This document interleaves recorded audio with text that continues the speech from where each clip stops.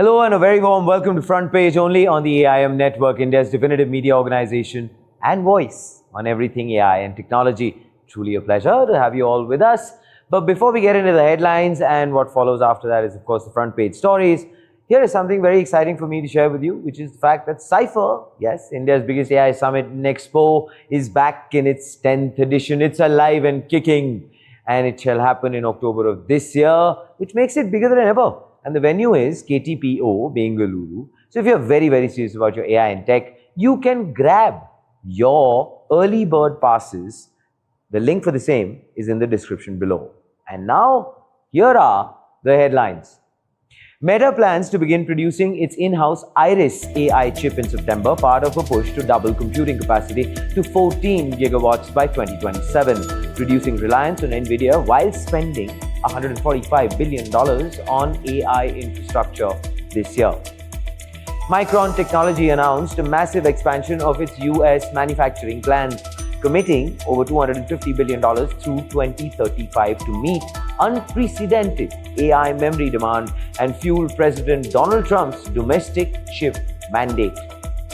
Cognizant is scaling to 15,000 frontier certified engineers and business operators by Q4 of 2026, aiming to close a $4.5 trillion AI value gap by embedding permanent, accountable specialists inside of enterprises rather than temporary forward-deployed talent.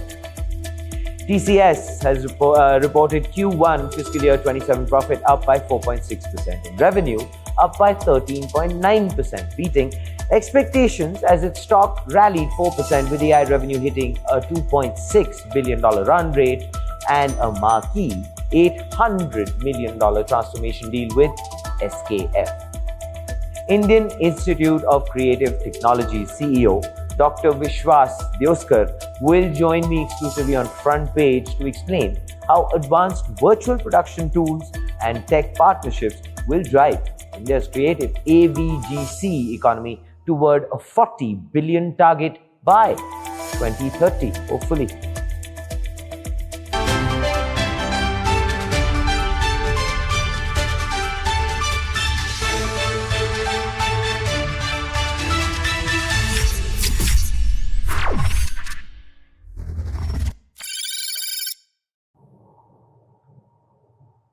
Meta has tried this before, and for over 5 years, it went nowhere.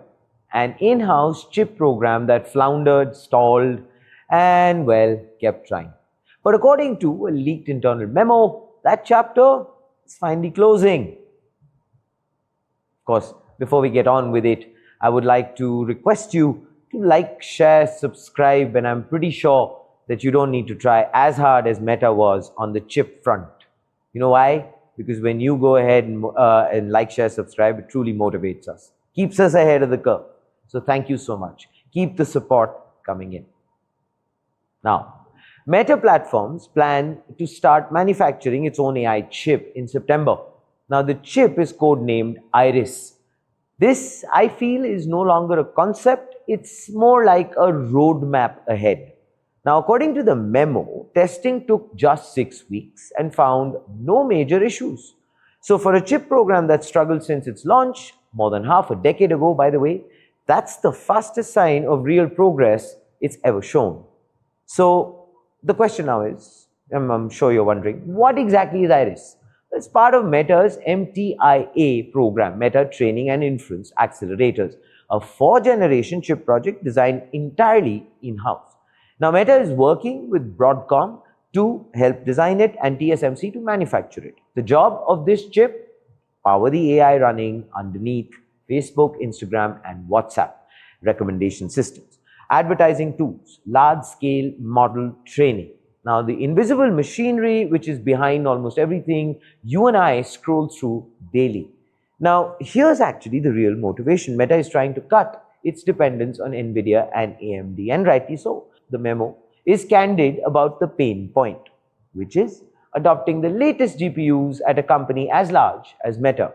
And here I quote, has been a heavy lift and it has cost us time, end quote. Now, in other words, even one of the richest companies on earth is struggling to get enough of the chips everyone wants. So Meta is doing what Google, Amazon and OpenAI have already started to do, building its own way out of the bottleneck. And here's what makes Meta's approach a little different. Most companies release a new AI chip once a year, maybe longer. Meta plans to ship a new chip roughly every 6 months through 2027.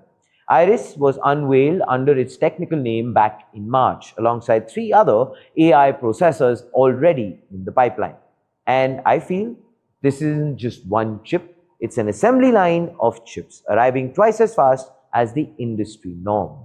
Now, if I were to talk to you about the scale, because, well, the numbers here are quite staggering, Meta plans to deploy 7 gigawatts of computing infrastructure just this year. It already has added 1 gigawatt in the first half of the year and forecasts adding another 5.5 gigawatts by December. Now, 1 gigawatt powers roughly 800,000 homes, and Meta is honestly not just stopping there. The plan is to double that entire footprint again next year, reaching 14 gigawatts in 2027. That's honestly enough power for over 11 million homes, dedicated entirely to just running AI.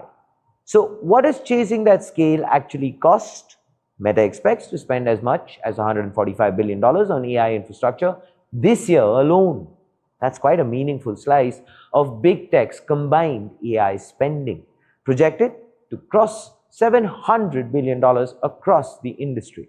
Now, and to keep, of course, that machine fed, Meta has locked in long-term supply deals with Samsung Electronics for memory chips, SanDisk for flash storage, Sumitomo Electric for supporting hardware. And this is beyond just chip strategy. It's honestly like an entire supply chain being built to survive a shortage.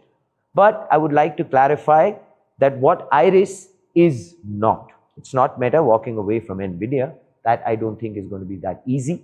Custom chip programs are notoriously difficult to scale, and Meta will likely keep relying on Nvidia and other suppliers for quite some time to come. But to meet its biggest, heaviest training workloads, Iris is designed to augment those GPUs, not so much replace them, at least not as yet. Now, if we start to take a macro view of things, OpenAI unveiled its own chip, Jalapeno, built with Broadcom.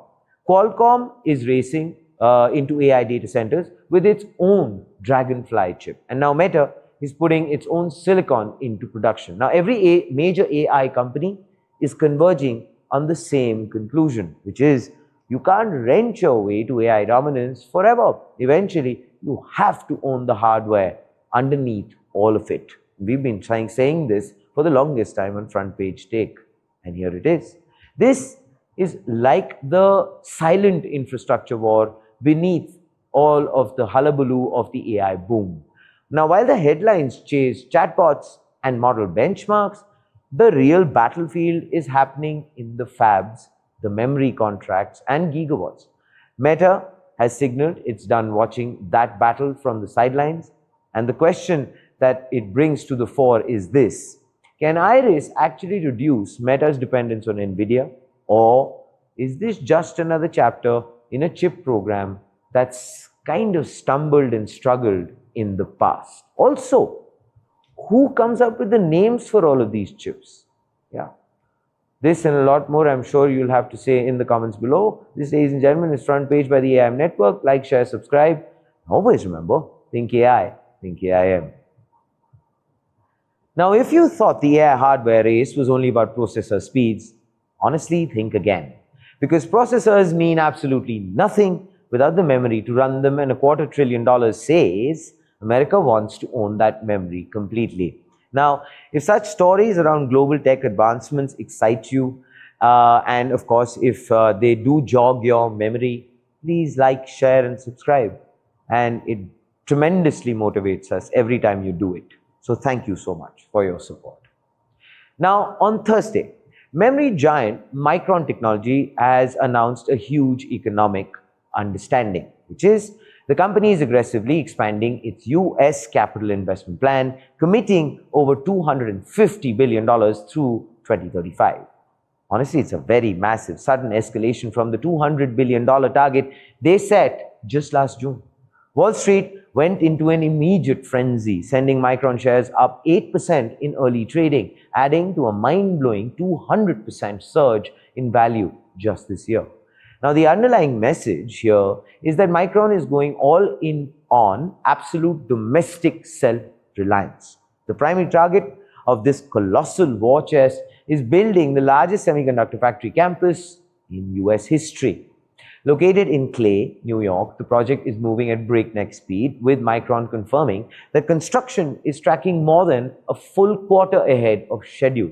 The company just hosted its historic first massive concrete pour on the site, signaling the transition into vertical construction.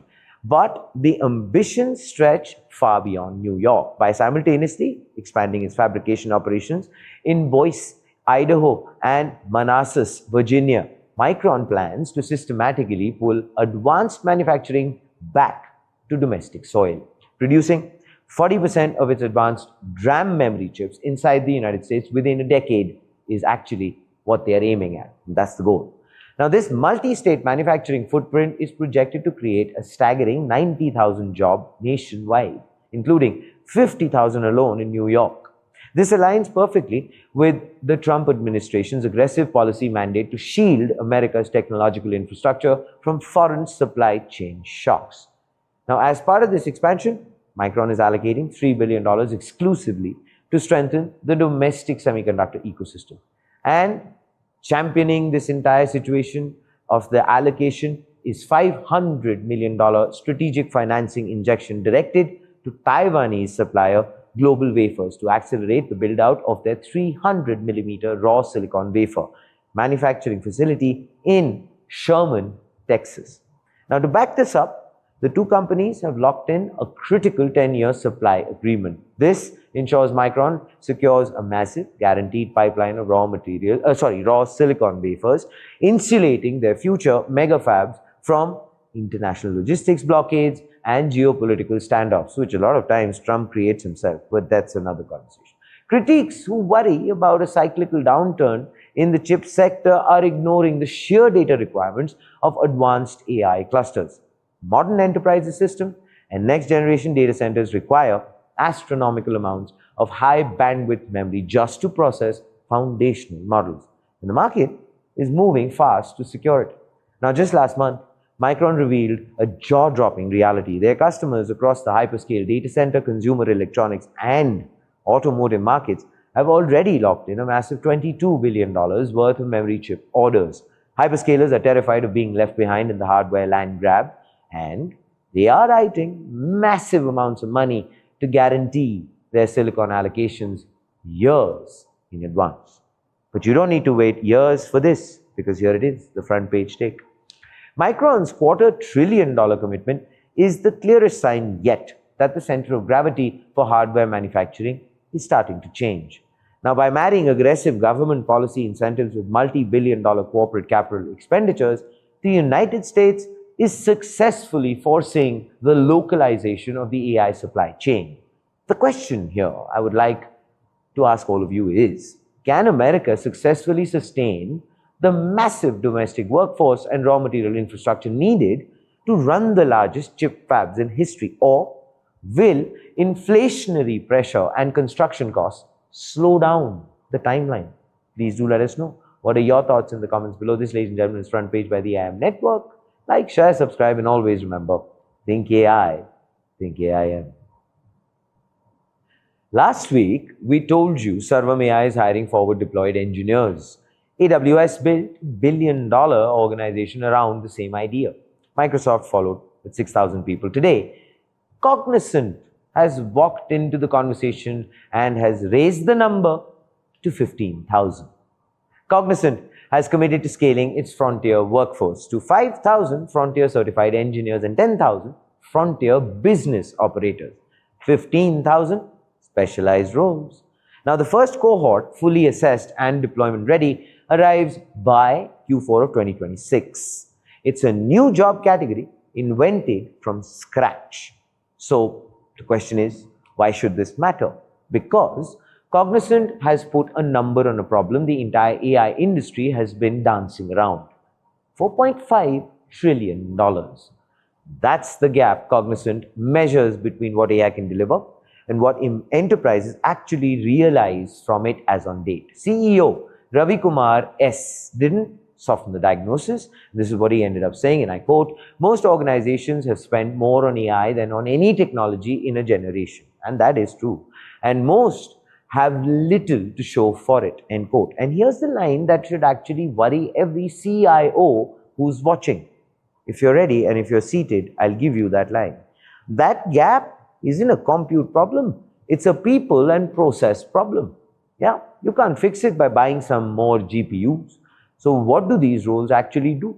Then frontier certified engineers architect and build agentic systems.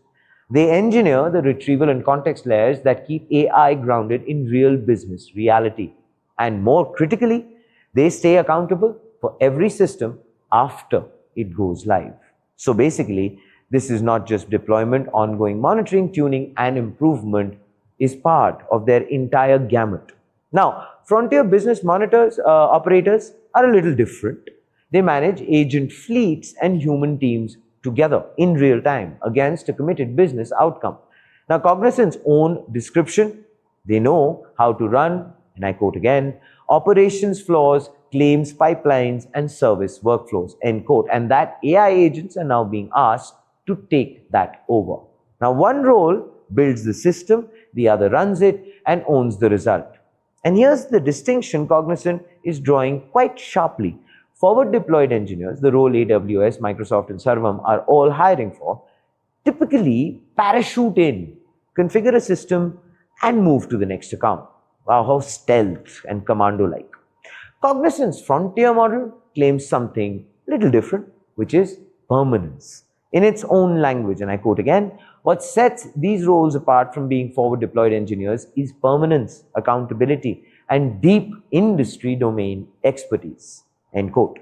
So basically, that translates to, it's not like just a flyby temporary specialist. This is a long-term embedded operator who stays accountable long-term after one goes live. And it's not only theoretical. Cognizant says the model is already running. A two-person engineer and operator pod recently reimagined a large food service company's account management workflow, building 17 production AI agents. The results? Well, here they are. Roughly 11 hours reclaimed per account manager every week. Handoff cycles cut by about 60%. Revenue per engagement nearly tripled. So basically, 2 people, 17 agents, 1 measurable business outcome. That's, I think, the template Cognizant now wants to scale to 15,000. Wow. So how does Cognizant actually build 15,000 of these specialists? Through a funnel, narrowing at each stage.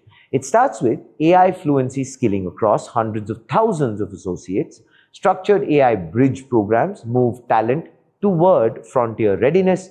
40,000 associates enter frontier certification. Then they are credentialed directly by GitHub Copilot, Google Gemini, Anthropic's Claude, and OpenAI's Codex. Now, today's announcement expands Cognizant's Skills Spring platform to fund this training pipeline and embed it inside client engagements worldwide. Now, Cognizant is also hiring frontier native talent directly from universities every year, building the next generation from the ground up.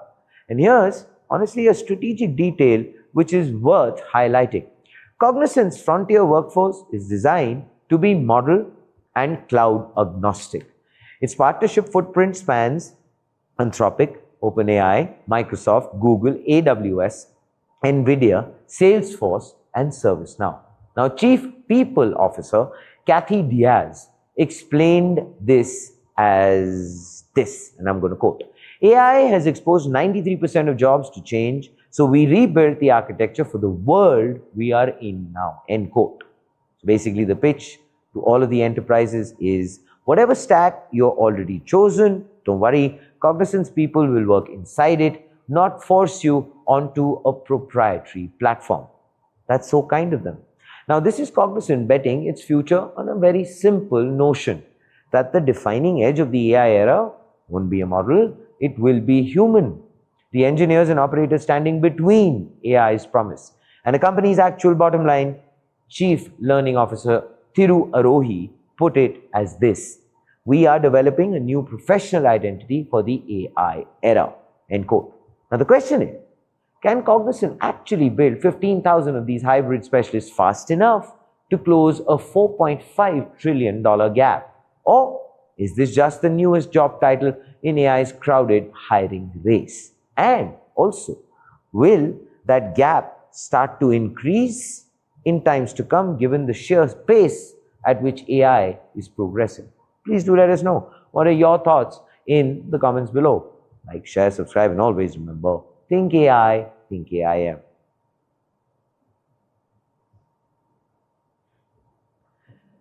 Every quarter, TCS reports a number, and every quarter the whole IT sector holds its breath waiting for it. Because when India's largest IT company speaks, the entire Nifty IT index listens closely. Today, TCS spoke, and the Lal Street liked what it heard. TCS has reported its Q1 fiscal year 27 results. The net profit is 13,349 crore rupees, up 4.6% year-on-year. The revenue, 72,275 crore rupees, up 13.9% year-on-year. Who fucked up? Who fucked up? Now every quarter, TCS reports a number. Yup. And every quarter, the whole IT sector holds its breath waiting for it. Because you know why? When India's largest IT company speaks, the entire Nifty IT index listens intently. Today, TCS spoke and the Lal Street liked what it heard. TCS has reported its Q1 fiscal year 27 results. Net profit, 13,349 crore rupees, up 4.6% year-on-year. The revenue, 72,275 crore rupees, up 13.9% year-on-year. So basically, this was a quarter everyone expected for it to be lukewarm. Global uncertainty, West Asia tensions, an AI-led shift disrupting the entire industry. But you know what? TCS delivered anyway.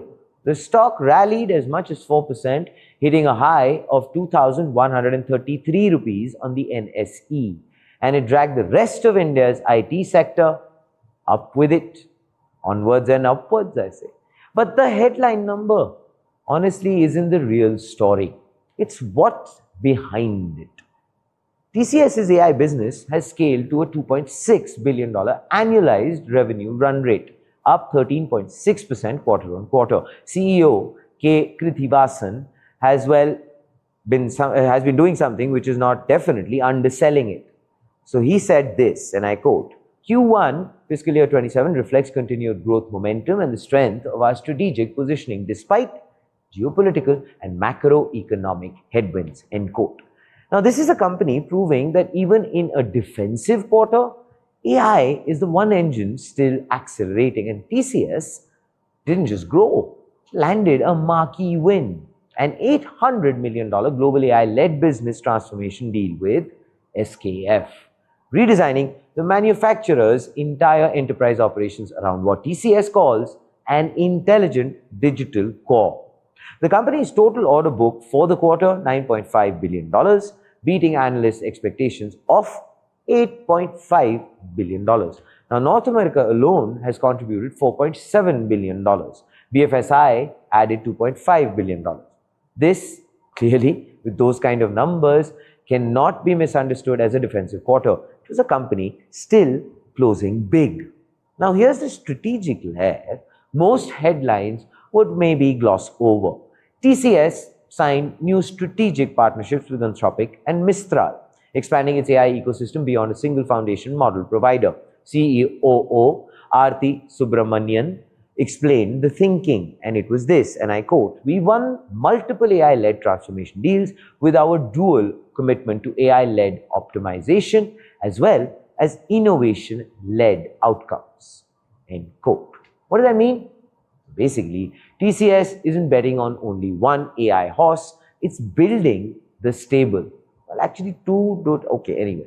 Let's look deeper into the fact sheet. Operating margin, 24%. Net margin, 19.2%. Clients above $1 million, 1,401, up from 1,397. Now clients above $100 million, steady at 66.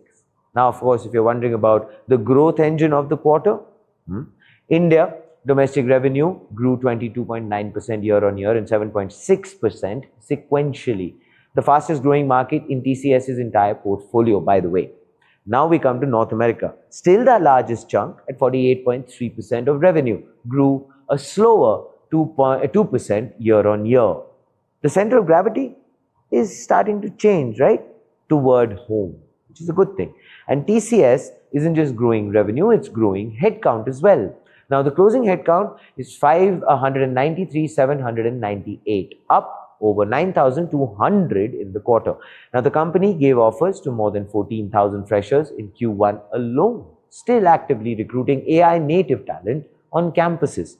Voluntary attrition 13.6%, which is holding steady. CHRO Sudeep Kunumal put the philosophy as this, and I quote, "We continue to invest in AI infrastructure, next generation skill development platforms to enable our people to be future ready," end quote. But here's the part, investors are still maybe kind of, debating. Citi has flagged concerns, and real ones. Flat international revenue growth sequentially, trailing 12-month deal value growth of just 1% year-on-year, slowing AI revenue additions, weaknesses across 3 of TCS's 5 major verticals. Citi cut its valuation multiple from 13x to 12x. Other brokerages split down the middle. Centrum and Anand Rathi maintained buy ratings, citing strong deal wins. 360 ONE Capital stayed at hold, citing AI-led pricing pressure and a subdued macro environment. Now, Nirmal Bang went even further, remaining underweight on the whole IT sector, warning that AI-led deflation is compressing pricing faster than new work can replace it. So then that brings us to what happens next.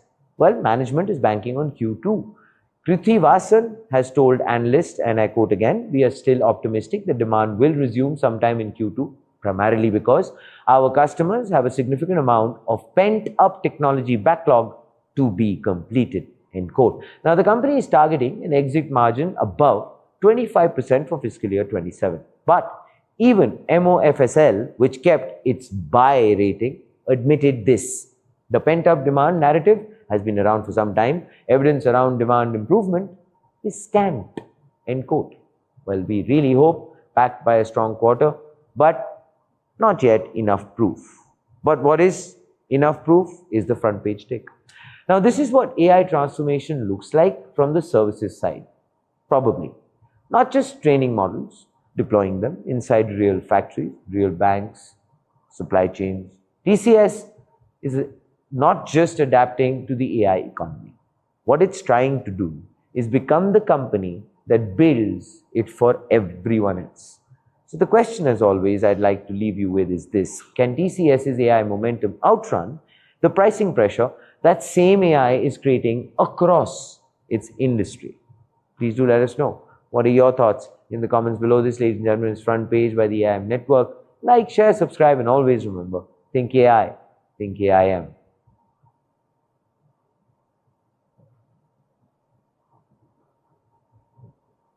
I can't see you, Siri.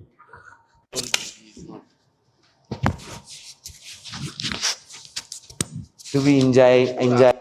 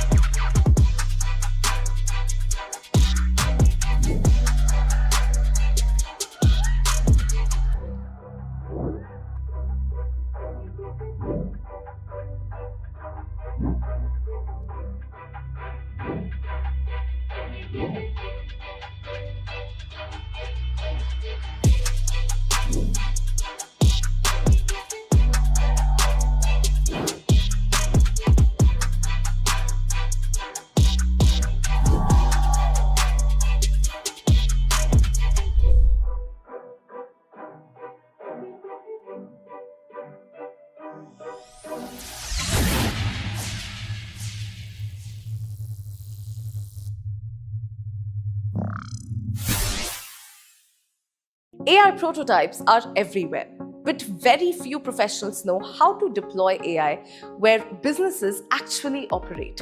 Introducing the Certified Forward Deployed AI Specialist by Adasi, a certification designed for the new generation of AI professionals who can bridge technology, deployment, operations, and business execution in real-world enterprise environments.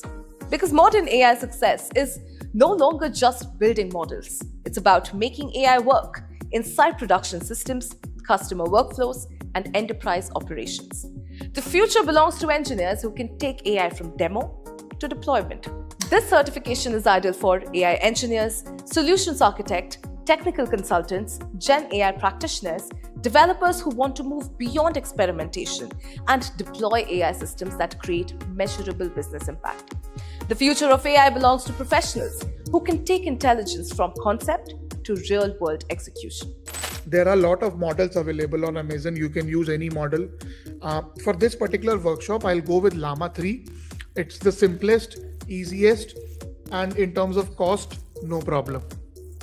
But yes, if you are an organization, you want to go and work, you can use Anthropic's Claude model. You can use any of these models. So this is the 2ml file. And what you need, all of you, is you can see there is a Docker file also created. There is a Pi project created. There is requirement, and this is the environment. So this is the app where you have a Pi cache. So this is your cache. Init.py will not have anything, that is for initialization. This is your actual agent script. And then here you have got a README, which you can use automatically running in Docker, and these things come automatically. You can click on data store. You can click on the tool name. So this is tool 1. It's a data store. You can give the description. Now I'm going with the lowest score in terms of grounding. So we have low confidence that the response is grounded.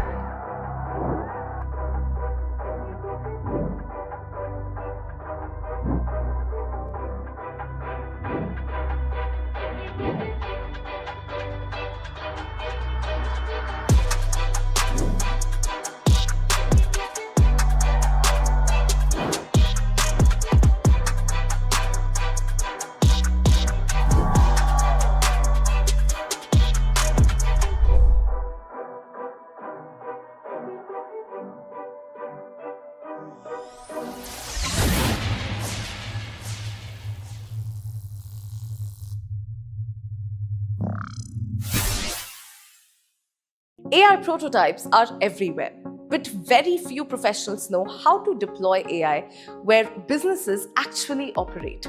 Introducing the Certified Forward Deployed AI Specialist by Adasi, a certification designed for the new generation of AI professionals who can bridge technology, deployment, operations, and business execution in real-world enterprise environments.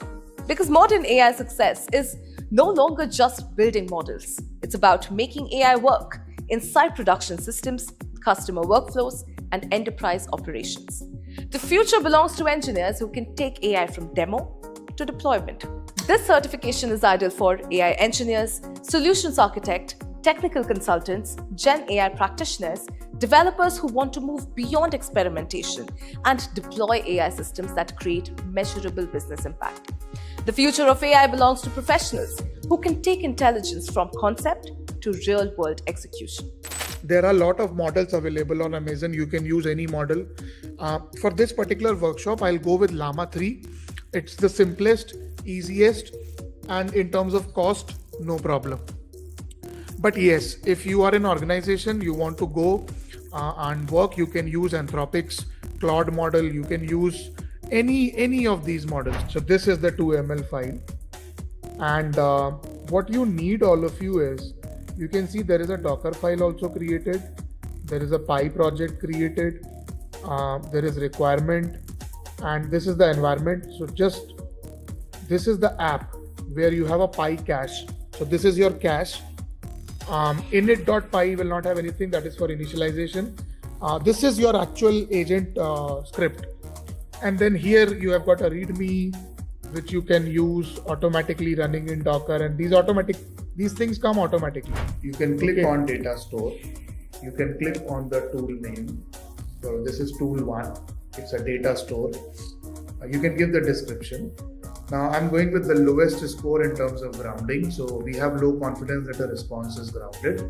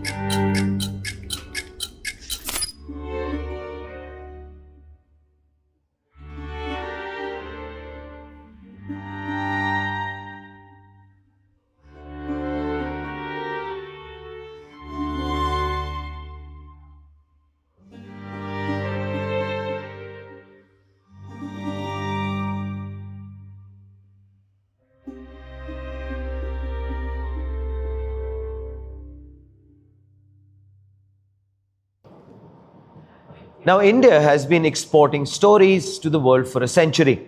Bollywood, classical music, yoga, the cultural travels.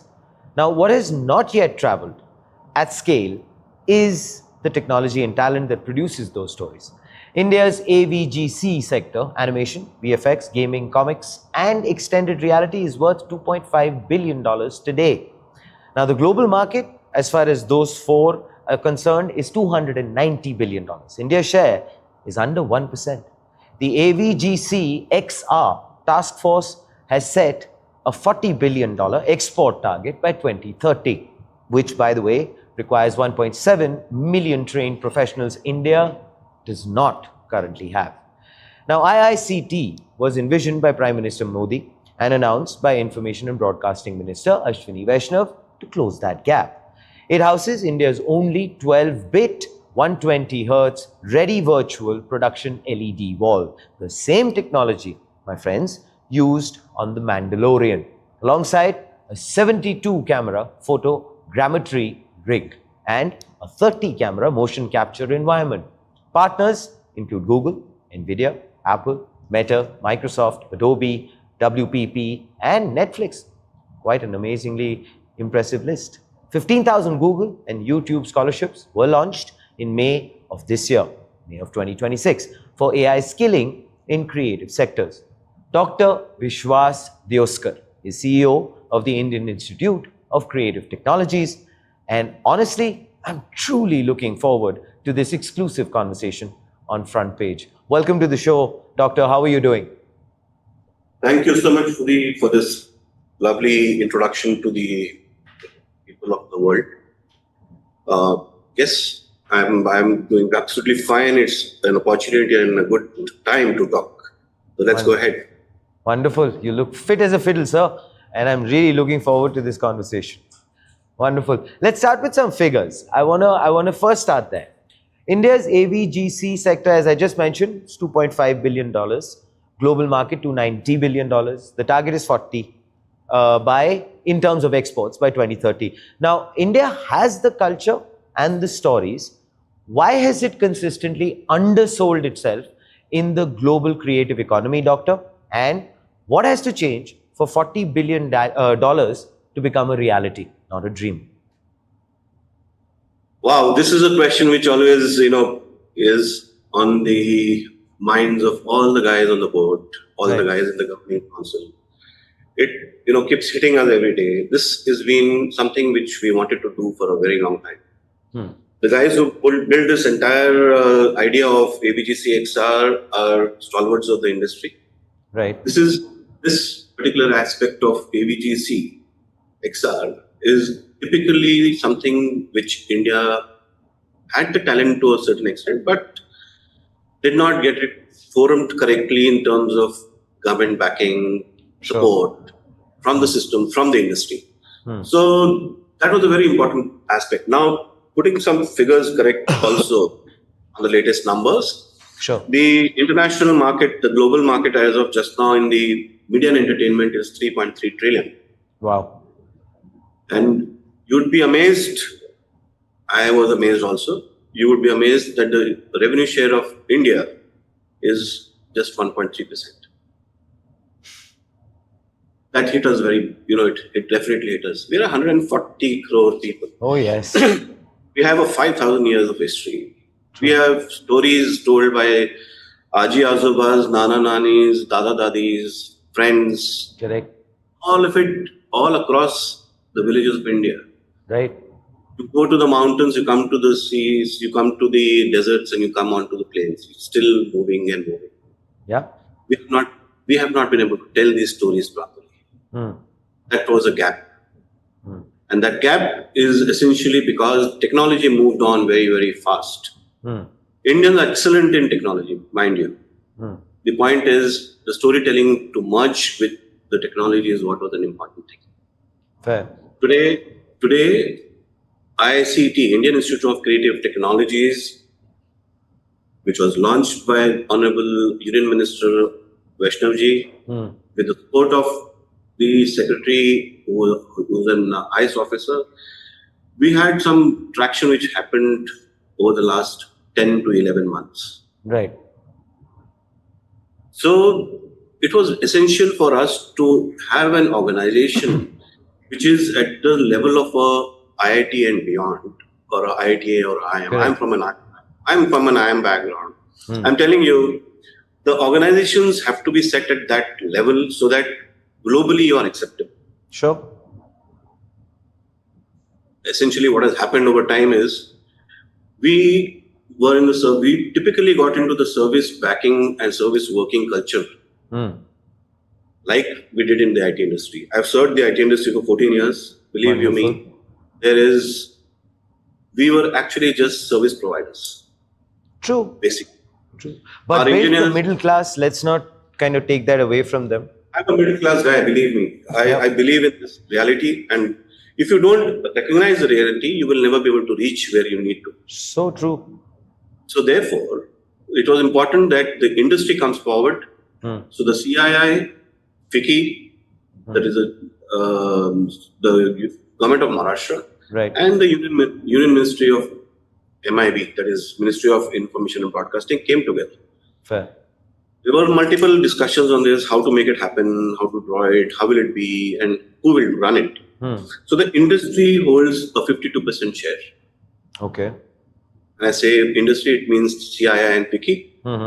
And 48% shares are distributed between government of Maharashtra and government of India. So we have a board which is run. This is a Section 8 company. Okay, this is a board which runs this organization, and yours truly is the CEO of this organization. Well done. We are putting our thank you, but we are putting in a lot of effort. It takes a lot of effort and passion. I think that the latter word is more important, according to me. Absolutely, you're right. The board of directors are passionate guys. The CEO and the team which is at IICT are extremely passionate. We are one step ahead. Because if we don't do it, the next generations will not, get that kind of a leverage that we need to have. Sure. What happened to the IT industry in 1990s is what was happening to AVGC XR. But the IT industry took almost about 20 to 30, even 3 decades virtually, to come to a level where innovators and startup incubation could happen. Correct. We can't wait for 30 years. 30 years down the line, I may not be there. शुभ बोलो sir. We can't. नहीं क्यों रहना इतने देर? जो काम करना है जल्दी करो. Funda simple है. So therefore, we can't wait for 30 years. We have to do it now. Okay. And if we do it now, the next generations will benefit from it. India's new generations should be able to become innovators and startup incubators and lead the world with their own IPs. Wonderfully put. I have to obviously ask you this, Dr. Vishwas, which is the fact that, as you mentioned, 52% is owned by the industry. There is obviously a government stake, etc., etc. Now, I don't know, correct me if I'm wrong, but maybe I speak as a larger collective consciousness or maybe a voice of that. Generally speaking, the sentiment is, or the imagery is this, that any institution which is run by the government is, well, not embraced the way it needs to be, given the fact that we've had some, situations which we've seen over the past so many decades. And that doesn't really kind of go down well, generally speaking, with the larger population. There is this mindset that, okay, if it is a private institution, it'll be a lot better in terms of what we can probably, take away from it. So was this a conscious decision in terms of saying 52%? I'd really like you to probably clarify on that. And if that is genuinely a hurdle or not. This is absolutely a conscious decision. It was taken after deliberations with the government. It has been after a lot of deliberation, not one single discussion, multiple times. Wonderful. After a discussion was done that, okay, you know what, we need to make this run as an institution by itself and have a board which can run this organization. And I'm not from the civil services. Yes. Okay, so I'm from the industry. So if I'm from the industry is running it. That is a fact. Now, I agree with you on certain terms that certain government institutions have not done well, we agreed. Yeah. However, those are run by the government. This organization is not run by the government. This is backed by the government. That's the distinction. Correct. Number 2, importantly, you would have seen the IITs and the IIMs have a lineage of 3 decades. Yes. 4 decades. Yeah. Now what has happened is they have councils which run this. We have a board which runs this. We are working on that path of the IITs and the IIMs to ensure that we spread across like a hub and spoke model. Fair. The hub being in Mumbai because of the most creative kind of an environment which is required. We need to grow this well, but our outlook is very simple and straight. We need to reach Tawang, we need to reach Tanga, we need to reach Ladakh, we need to reach Bastar, we need to reach Bhopal, we need to reach down south. Yeah, because that 1.7 million number can only be achieved with that. Correct. But the other important part is that all our next generations will get an opportunity. So true. We should be able to launch it for them. And that is our Hindi में बोलते हैं ना मकसद है. Fair enough, sir. ये मकसद है कि हमें करना है. We want to do it for the next generations so they benefit out of it. Tomorrow when IPs get generated, for a quick one, to give you a quick rundown, IICT today has more than 300 students already within this 10-11 months. We have 18 startup incubations companies right now at IICT, which are running from here. Out of which the out of the previous four, one has already received a patent. The second one was shortlisted by Shark Tank. We want to make our companies move at that level. Would you be kind enough to elaborate in terms of what exactly are, let's say, the vocational capabilities of these companies, Dr. Vishwas? These are startup companies run by, built up by passionate youngsters. Okay. Number one. Right. Number two, they're unique subjects. Absolutely unique subjects, which the support system is not there for them to actually grow. So that is where IICT stepped in. Okay. So we came in with we have collaborated with the central government's Wavex platform, wherein we have the CEO of Wavex, the CEO of IICT, and myself are on the selection committee of the startup. So we go through their complete presentations, deliberate on what they actually can do, want to do, and whether they can reach a goal or a height which they want to. So what we need to do is we need to make sure their mentorship is done at that level. Right. The kind of protection and the kind of power that can generate out of their IP should be well protected. So are these production houses, sir? No, these are not production houses. These are companies which have been just about to start. They just started. Okay. So we provide them a platform where mentoring happens. We provide them a platform where seed funding can happen. We are providing a platform where marketing reach out to the general public can be done. Okay. We also have a company which has produced a toy, which is a reactive toy. Wonderful. That reactive toy can talk to a child when the child talks and turn and twist the kind of conversation that can go through. It's amazing. It's all AI based. This is something which ideas get generated from the new generation, which are just superb. I love the Gen Z, believe me. I just love these guys because they have a firm belief in themselves, saying that we need to produce. Let's produce quality. Let's put something. And when the energy comes into IICT, I just love it. Plus also the fact that the Gen Z has this constant talent, I believe, of questioning tradition, questioning a lot of things, which I'm pretty sure is part of that entire conversation when you get into the startup discussion. Which then brings me to this point, Doctor. This is something which I would like to quote. The education ecosystem remained fragmented, overly theoretical, and disconnected from real-world workflows, end quote. That's your quote, by the way, and quite an incisive one. Now, what does a skills-first creative technology curriculum actually look like, and what does IICT teach that, let's say, a standard university cannot? Superb. I mean, why I quoted that? I think I quoted that somewhere. You must have picked up from somewhere. But then, let me tell you and put this in a better context. फंडा simple है. अगर हमने classroom में बिठा के अगर सिखाना है तो why does a person have to come here? True.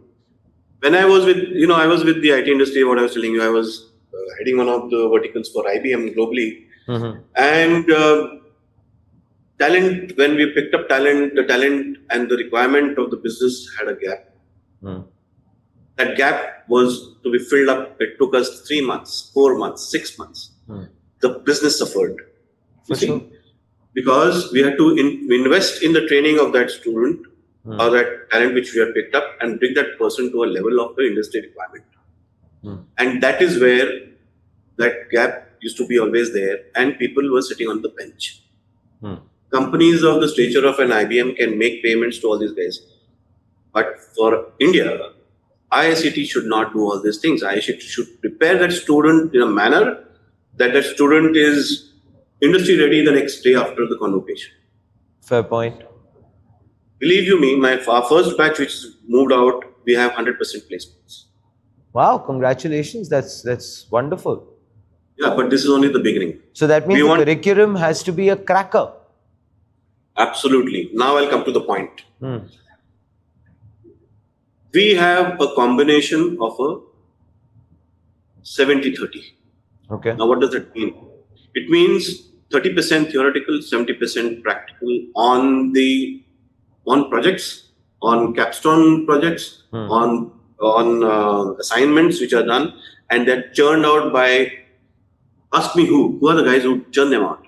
I'd love for you to probably clear the mystery, Dr. Vishwas. I must tell you this. There's another combination which I wanted to bring to your notice is that we believe in the 90-10 concept. Now, what is the 90-10?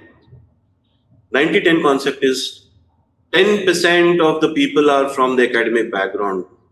Okay. And 90%. 90% of our professors are from the industry. Yeah, that always works like magic. True. So I've learned the hard way. I wanted to make sure these things are provided well. So today we have people from the red chilies of the world who come and teach post-production here. Nice. We have people from the industry who had filming careers for 30 years and have been into VFX and AI for 25 years. Are the guys who are teaching here. Wonderful. And those are the guys who teach them what is required by the industry. Correct. Not what is to be taught on the news on a chart paper or on a desktop. No. We needed to make this change, and we brought in this change. You will be glad to also understand that the industry is directly related to us. So we have labs, we have the lab owners, we have production owners, we have, for example. Could you give us a few names, if that's possible, Dr. Vishwas? Yes, I will. So Ashutosh Gaurikar's next movie, which has been just announced, Lalkar. Right. So I had invited him over about 2.5 months ago. I mean, he sent his son, and his son is just back from the US, having done his graduation in animation, etc., and he's back from New York. And then he came to see. He thought it was another institution where anyone could go and see. When he landed up here, this boy, young Gen Z fellow, was absolutely amazed to see the equipment we have. Yeah, the Mandalorian LED wall, I believe that is the only one in India today, which is correct. We are number one in the immersive studio. We are number one in the preview theater in India today. We have people from the production houses, like for example, Prasun Joshi, yes, has landed up. You heard about Ashutosh Gaurikar. You heard about Pankaj Parashar. Sure. You heard about the Mehtas of the world. All these guys have visited our producers. We had the superstar from Chennai. Now you take a guess who has a temple. Mr. Rajnikant. Rajnikant to male mein aa gaya, female mein? Sorry, I'll apologize. I don't know, sir. No, but then this is not good. We need to know. I'll leave the class and come back. Ruminate on what I've done wrong. No, that was on a lighter note. Right. So you heard about Khushbu, right? Yes, sir. Who has a temple on her name? Yes. Khushbu visited us and she was like, "Wow, this is what was required." Nice. So I said, "This is required. हमने आपके लिए बना दिया है. अभी आप यहाँ पे एक movie बनाइए." So she said, "Done. Next project, I'll bring it here." Wonderful. So Annapurna from Chennai, we also have a client. Ramoji rather, right, is also aligning with us. We have collaborations with all these guys basically so that live projects come to our students and our students work with them as an intern. Yeah. So for example, Ashutosh Gaurikar's next movie is 30% of the work will be from here, where the students will be working on the live project. Wonderful. His QC team will be sitting in IICT and monitoring, making sure that the quality doesn't go down. Our professors will mentor and ensure that the AI conceptual data is produced with the kind of direction that is required by the director. Sure. We also want to make sure that the sound tracking is absolutely immersed into the kind of frequency that is needed and can follow the track that is really understood by people. Now, all these complications require to be monitored, designed, and then made functional. Wonderful. So, if the production house is ready, the production house is ready to pay the interns, it puts some money into our students' pockets. Yes, which is honestly very important, sir. I feel so. I mean, that's my thought. Right. So the student gets aligned with the project. Correct. Tomorrow, it takes, any project would take anything around, say, 8, 9, 10, 12 months. Yeah. So when the production house sees the student is almost there with that production house. So when the moment she or he graduates, This door is open. There's a great possibility for them to actually take them on board. Yes, that's true. Absolutely. And it's very interesting that you've mentioned this entire aspect. And thank you so much for elaborating. I also want to add a couple Please, of sir, things. please. We are aligned with YouTube. We are doing some production for YouTube. Wonderful. We are aligned with Netflix. We are already doing a big project of Netflix at IICT. Nice. And that project will be worked on as per the curriculum required by Netflix. So that redesigning has been done. So वो जो realignment होता है ना, वो realignment करना बहुत जरूरी है. बहुत जरूरी है. I agree with और वो हम करते हैं. AI moves every second day. So we have to make That's sure true. that we are. It's progressing at the speed at which it's progressing. Dr. Vishwas, is something which honestly has got everyone in a state of surprise almost. I mean, you know, the industry leaders, etc., everyone. So if everyone is playing catch up, but with the way you've kind of, you know, spoken about this and elaborated on this, the alignments, the way, you know, the students are ready and they are being, you know, prepared, I think it's so crucial, because I think those are the things which are missing, let's say, still in the IT industry, still as far as the entire AI and tech sector is concerned, because people are confused. They don't know what to do. The younger generation is not being mentored properly, etc. So I think, yes, I agree with you, because only recently I remember I was reading up on Vaishnavji's entire change in the education policy, where he is talking about a wonderful marriage between academia, government and industry. And I feel that that's kind of showing up as far as IICT is concerned. It's coming on ground. Absolutely dot on that. Now, the important part of the entire gamut is that we want the middle class to benefit from this as much as anybody else. For sure. So, how can that be done was a very big point and, you know, point in case for us to resolve. So what we've done is a course in animation from a private institutions costs a student anything around 16 to 18 lakhs. Fair.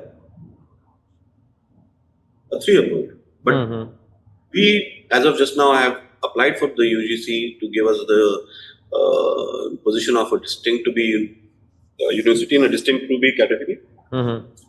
Deemed to be university in a distinct category rather. And if there is a change in the education policy, then we realign to what the requirement is, could be towards the Institute of National Importance or Eminence. Okay. So we can give graduate degrees. But what we have done is, the board has cleared it already, and we have introduced it almost about 9 months ago. The fee structure has been reduced to 6.5 lakhs per course of 2 years. Wow, that's amazing. And what's the duration of the course, sir? 2 years, and which means that each year is just 3.25 lakhs. Which is brilliant. It is exactly what the government wanted us to do, because the government emphasized on this aspect. हमारे बच्चों को चाहे वो टेंगा से आ रहा है या लद्दाख से आ रही है या इगतपुरी से आ रहे हैं, तो they should get this benefit. Otherwise, a middle class person cannot afford it if they have 2 children. Absolutely not. So, yeah, and I'd like to just add to this for the viewers' sake, sir. 15,000 AI skilling scholarships have been also launched with Google and YouTube in May of 2026. I just thought that since we are talking about something so wonderful, I think I just wanted to bring a certain amount of a stat for people to get the context. Sorry, absolutely you were saying. Right, and we have 59,000 people who have registered for it, waiting for them to complete. Brilliant. And I would urge the students who have registered with YouTube IICT certification to complete their certification. The sooner they do it, the better I am positioned to negotiate with YouTube and Google for another 30,000. Fabulous. So that is a catch, and it can happen only when you guys there sitting outside who have registered on this YouTube IICT course, please complete it quickly and let us dole out the certificates to you so you benefit from it. Just because the government is giving you a benefit and Google is allowing you to do it free of cost, this is a 25,000 course. You are getting it free of cost. Yep. जब free मिलता है ना, तो किसी को इसकी कोई कीमत नहीं होती है. करेक्ट है. तो अगली बार अगर आप लोगों ने हमारी बात सुनी नहीं, तो हम आपसे पैसे भी निकालेंगे और सर्टिफिकेट भी नहीं देंगे. डॉक्टर तो ऐसा विश्वास, नहीं होता है। मैंने तो कोर्स भी नहीं किया सर, बट मैं already I am telling people to do it, which is true. They must complete it, please. Because there's so many other people in the pipeline who are getting affected. Correct. Yeah. And we are waiting. The moment you do this, 15,000 are done. We can talk to Google and tell them, listen guys, 15,000 से कुछ नहीं होने वाला, 1 crore 40 लोग, 140 crore people are there, you have to give us more. So for example, let's say somebody, just for the sake of the discussion, if somebody, let's say, has not completed the course, you've already made an appeal and a strict one is required constantly, is there no way that you can revoke it? We can. So we already have this, see, believe you me, I'm a little emotional guy. No, you should be. I love the guys who are there in the field who are struggling. I love these people. I love the Gen Z. So we kept it a little open. See, it's all right. गलती होती है. छुट्टियों में घूम रहे हो कहीं, अभी वापस आ गए, स्कूल्स कॉलेजेस शुरू हो गए हैं, but you've forgotten about it because you got it free. Yes. So that's therefore, the problem. Don't forget this now. Complete it. So the moment you complete it, you will allow us to go ahead and give more students the benefit of a free course. It's a 25,000 rupee course, please. And I agree with you, sir. That appeal definitely is very important and is very poignant for everyone to absorb and understand and do something about it. Which actually also, brings me to this point. Sorry, you were saying. Yeah. Just to add to what I said, yeah. We are very clear on one thing. If the person does not complete the course, we are giving some more time. We will pull that person out and replace that person with somebody else. Because Hence, there's a huge that's pipeline. why I asked. Yeah. There's a huge pipeline. Fair point. Okay, now you come from the IIM background, sir. You worked in the IT sector. Now, this is something which, when the announcement happened, as far as the IICT was concerned, this came to my mind. Is the government trying to motivate the youth of today to move away from, let's say, the conventional degrees, vocations towards, let's say, the creative influencer economy, or in terms of those aspects? Is that one, what the government is trying to do? Second, do you feel that that might not be the best route moving forward if something hollows out? Because let's say being an engineer, or a doctor, or a lawyer, etc., or an industrialist, all that. That's probably where I'm trying to focus when I'm asking you this question. Well, let me put some aspects in the correct perspective. Please. Time gone, 30 years ago, we did not have the kind of infra, we did not have the kind of knowledge base, transfer of technology. All these things took its time to happen. Fundamentally, any person, any father and mother of a child will want that child to be educated enough so that that child can earn their own bread. Agreed. So that they are not, depending on somebody else's, or parents to, depending on the parents to provide the basics to them. So they say that कि आप अपनी पढ़ाई करोगे तो graduation करो. It was in the minds of the people. It is sunk into the minds of the people, and that generation is our generation.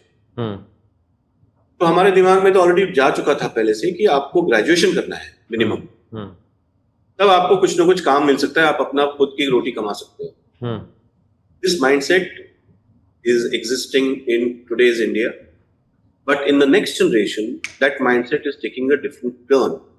The government is not saying that you do not do your regular education of medical or graduation, engineering, or your architecture, or all these things are very, very essential for any economy or any country to grow.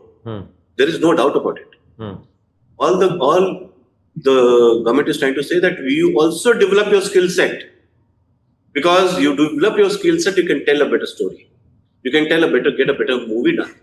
Can contribute to a Bahubali or a Avatar correctly, and not just do a video recording on some corner of the world and put it across on YouTube and try to earn those 500 rupees. No, that is not going to help you. We need to make sure that they learn the right technique and the right pathway towards growth. So if that is to happen, then the mindset of parents also have to change. You think that is taking place though? It is, but I'll tell you, I had just give you an example. There are parents who I interact on a regular basis here when they come for admissions. Any person is very curious to know what will my child do after moving out of IICT. Fair. So that is why this entire paraphernalia of getting absorption and done, etc., is what we've created. And like I told you, we already have 100% placement of the first batch. We will also have people going in and out, and we have also collaborated with foreign universities, that is Deakin University in Australia, with the university in UK, which is already aligned with us. I'm leaving for Japan shortly, so aligning with MBS and the other people of South Korea, universities from Japan, the Manga Group, all these guys we are aligning so that the skill set can be developed here. Absorption can happen in a global sector. Fair enough. But Dr. Vishwas, there's one thing, of course, which I'd further like to kind of deep dive into this aspect where, let's say the parent is asking, what's going to be the future as far as my child is concerned. And maybe, honestly speaking, that is grounded in a very significant amount of reality because let's face it, the other vocations tend to have a more stable sort of a journey, right? Whether you're a doctor, for example, now whether you're in the IT sector you get my point, right? I mean, you've done that journey. Now, so there is a sense of, okay, हमारा बच्चा पढ़ लिया, उसने degree earn कर ली, अब उसको जो job मिल गया, corporate में मिल गया, which is fine. Now the next stage is marriage. Well, or, whatever. You know where I'm going with this. Yeah. But with as far as media and content, etc. is concerned, it is glamorous, it is nice, it's exciting, but it's also not as safe, for the lack of a better term, place for one to kind of make a career out of. So how would you like to address that? It's a lovely question. I've been talking on this particular line for quite a few times. Media and entertainment is a contract-based kind of functioning. Sure. एक movie बना रहा है, for example, Avatar is being made. That project can last for 2 years, 3 years, 5 years. Somebody is on that project for 5 years. After 5 years, the movie is released and the movie is gone into the market, done well, everything is fine. Now that person who has finished those 5 years cannot be sitting on a bench for a project. Agreed. So there should be a next project which is lined up by the producer or the director. Now whether the producer or director wants to do it or not is his call. However, if the person has worked on an avatar, the moment guys get to know that the project is over, guys who are on a new project, for example, a Bahubali, will pick him up or pick her up. And for your kind information, sir, 45% of the avatar work was done in India. Yeah, I know that. I wanted you to say it. It's a big number. Yeah, it is. It's a big number. Please understand, all these guys who worked on that project in Hyderabad, Bangalore and Pune, after the project was over, I've been interacting with them. I know what line of work they have, but we're trying to plug them into different places also. Fair. We're trying to help. Basically, we're trying to help them. Not that they're in IICT, but we are still trying to help them because it is the ecosystem which needs to be developed for the country and not in isolation or standalone mode. Agreed. Therefore, we have a very clear vision to develop the ecosystem for the benefit of the entire country. It cannot be, that हमने एक project कर दिया बात खत्म हो गई. That is one. Number 2 point. Creativity. We have students who are in class 11th and we have a student who is 60 years of age. Nice. So we have a student who had come from Odisha, a film director who came and learned VFX here and went back and is producing a movie. Beautiful. That's a wonderfully encouraging story. He's a 48-year-old guy. Nice. And he's in touch with me on a regular basis telling me that, sir, I am setting up the studio. You please send me 5 students. Nice. Nice. I want this work to be done from IICT. My project का ये काम है, ये काम आप immersive से करवा दीजिए मुझे. Simple, no? Why can't we work it out well? Fair. Now I said that I am not going to talk to you on one-on-one. You please sign an MOU with IICT. Legally, officially cleared. Put in front of the board that this is the project which is coming up. This is the MOU I have signed. And this is the intake that will happen for this project from IICT. Fair. So that the students can get the chance. Number 3, in the creative world, education cannot be necessarily to the level that you expect. True. Meaning, there could be a 12th standard dropout who lands up to become a very good director. Yes. The ideas of creative world are fantastic and phenomenal. We pick up that talent. The moment they apply to IICT, we pick up that talent to make sure that talent gets tuned and trained to the best of technology.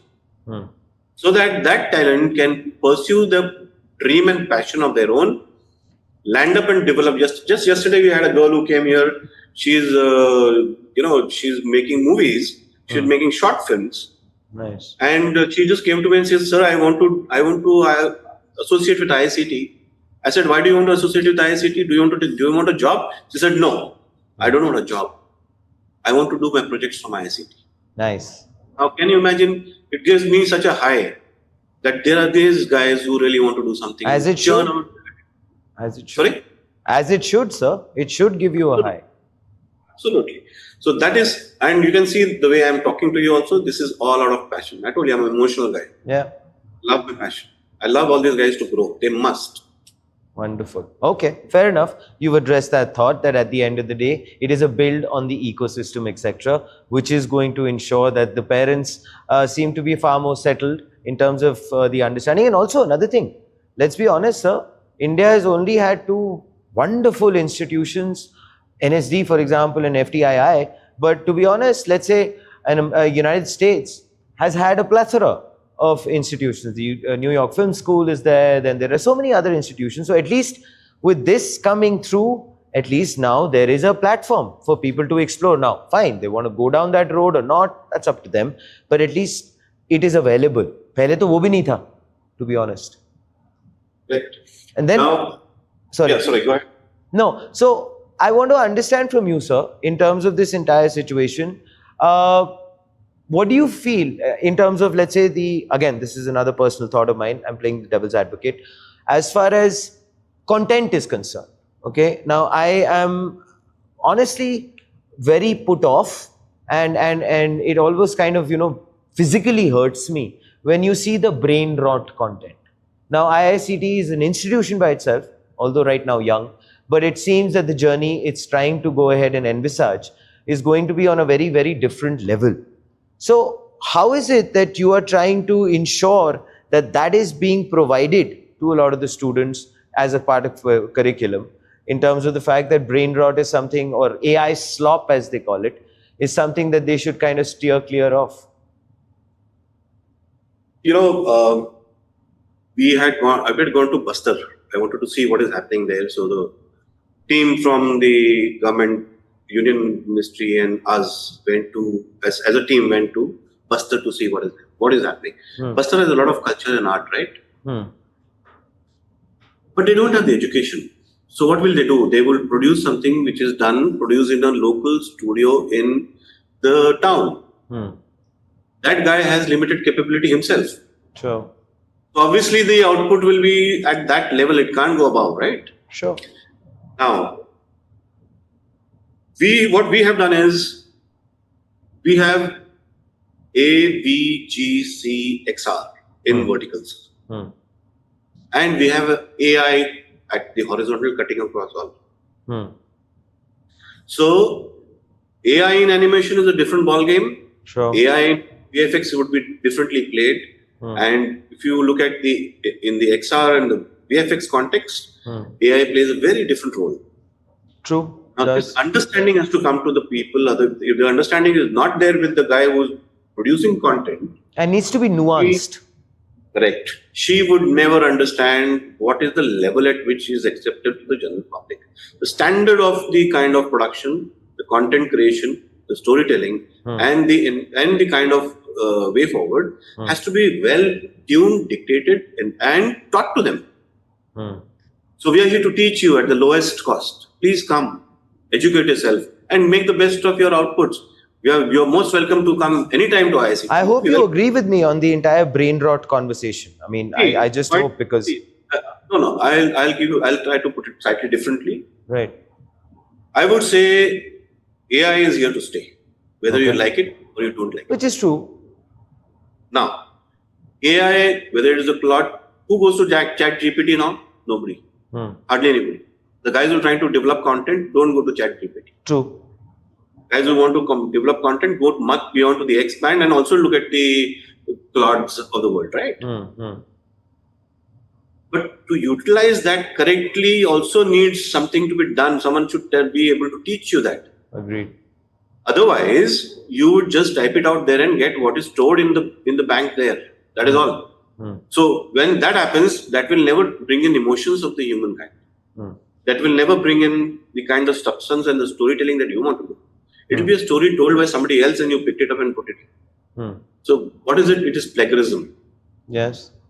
And if it is plagiarism, it is a duplication. If it is a duplication, it will never give the effect that a nuance to the story is done by the emotions of that individual.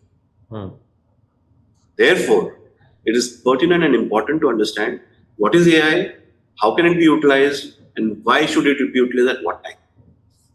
Fair point. Okay. Dr. Vishwas, you've mentioned very categorically, and I agree with you fully and completely, that AI is not going to go anywhere. I understand that. But there is also a downside to AI. There are upsides to AI, wonderful, but there is a downside as well. And this is something which I believe I have kind of encountered with a lot of people I know, is the fact that our attention span as probably an entire generation is starting to go down. We cannot honestly have a conversation which is beyond a minute and a half, right? Now, the entire aspect of content and wonderful content, for example, let's say reading, but maybe, yeah, that's going out of fashion, etc. All of those factors is happening. What are your thoughts on that? And how do you feel that you can influence the understanding of the fact that, you know, there is a lot more to the world than just 1.5 minutes?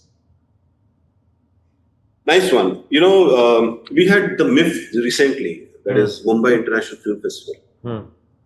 At IICT, and I was on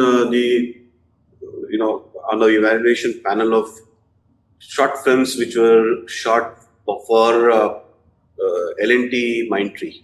There was a hackathon which they had, and the statement was Mumbai Meri Jaan. That was the problem statement. Movies were made by various groups and teams, and there were almost about more than 1900 or some 1850 odd entrants teams, and the last 10 were supposed to be finalized for the first 2.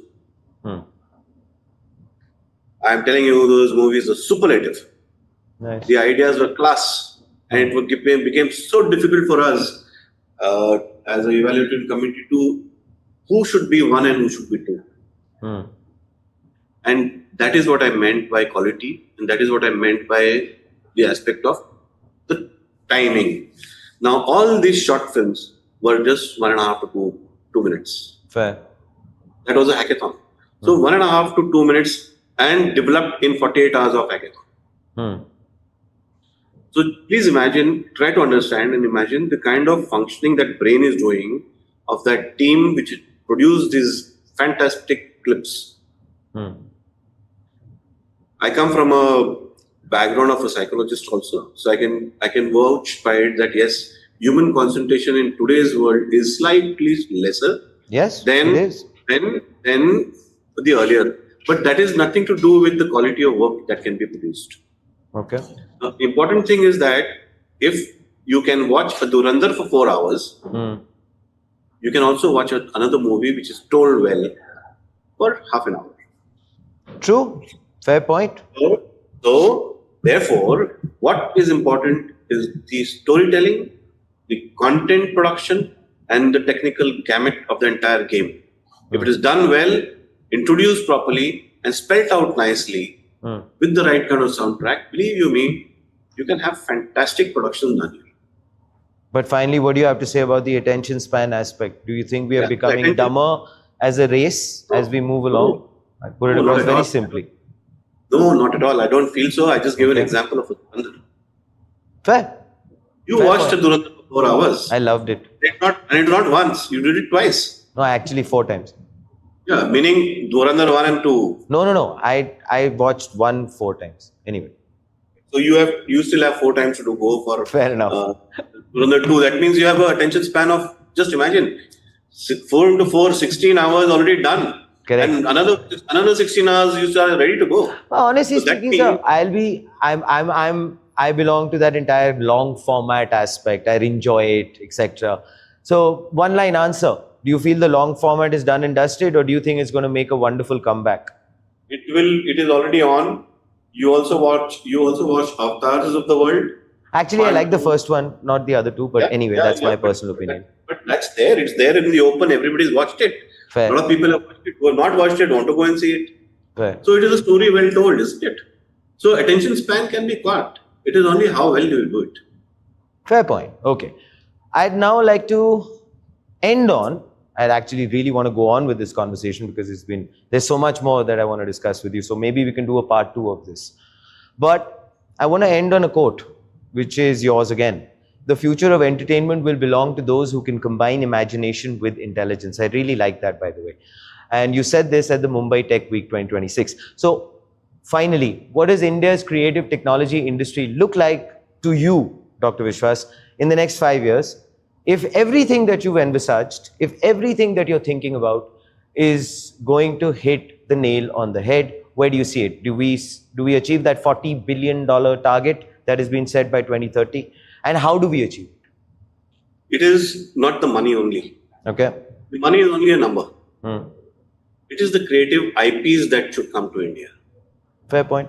More number of IPs we generate from not just IICT. It can be from all the like I mentioned to you, that this is a hub and spoke model. The National Center of Excellence is the hub, and we will have states which will have regional centers. So these regional centers will also be producing. These national center will also be producing. And just imagine India producing another manga. That'll be beautiful. Fantastic. You just imagine another anime is being built up from here.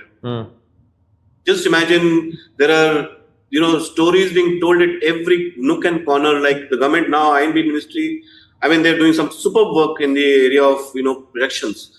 You will have mobile, mobile theaters, like they used to have earlier, but this time it will be quality-wise better. So people don't have to come to a PVR to come and watch a movie.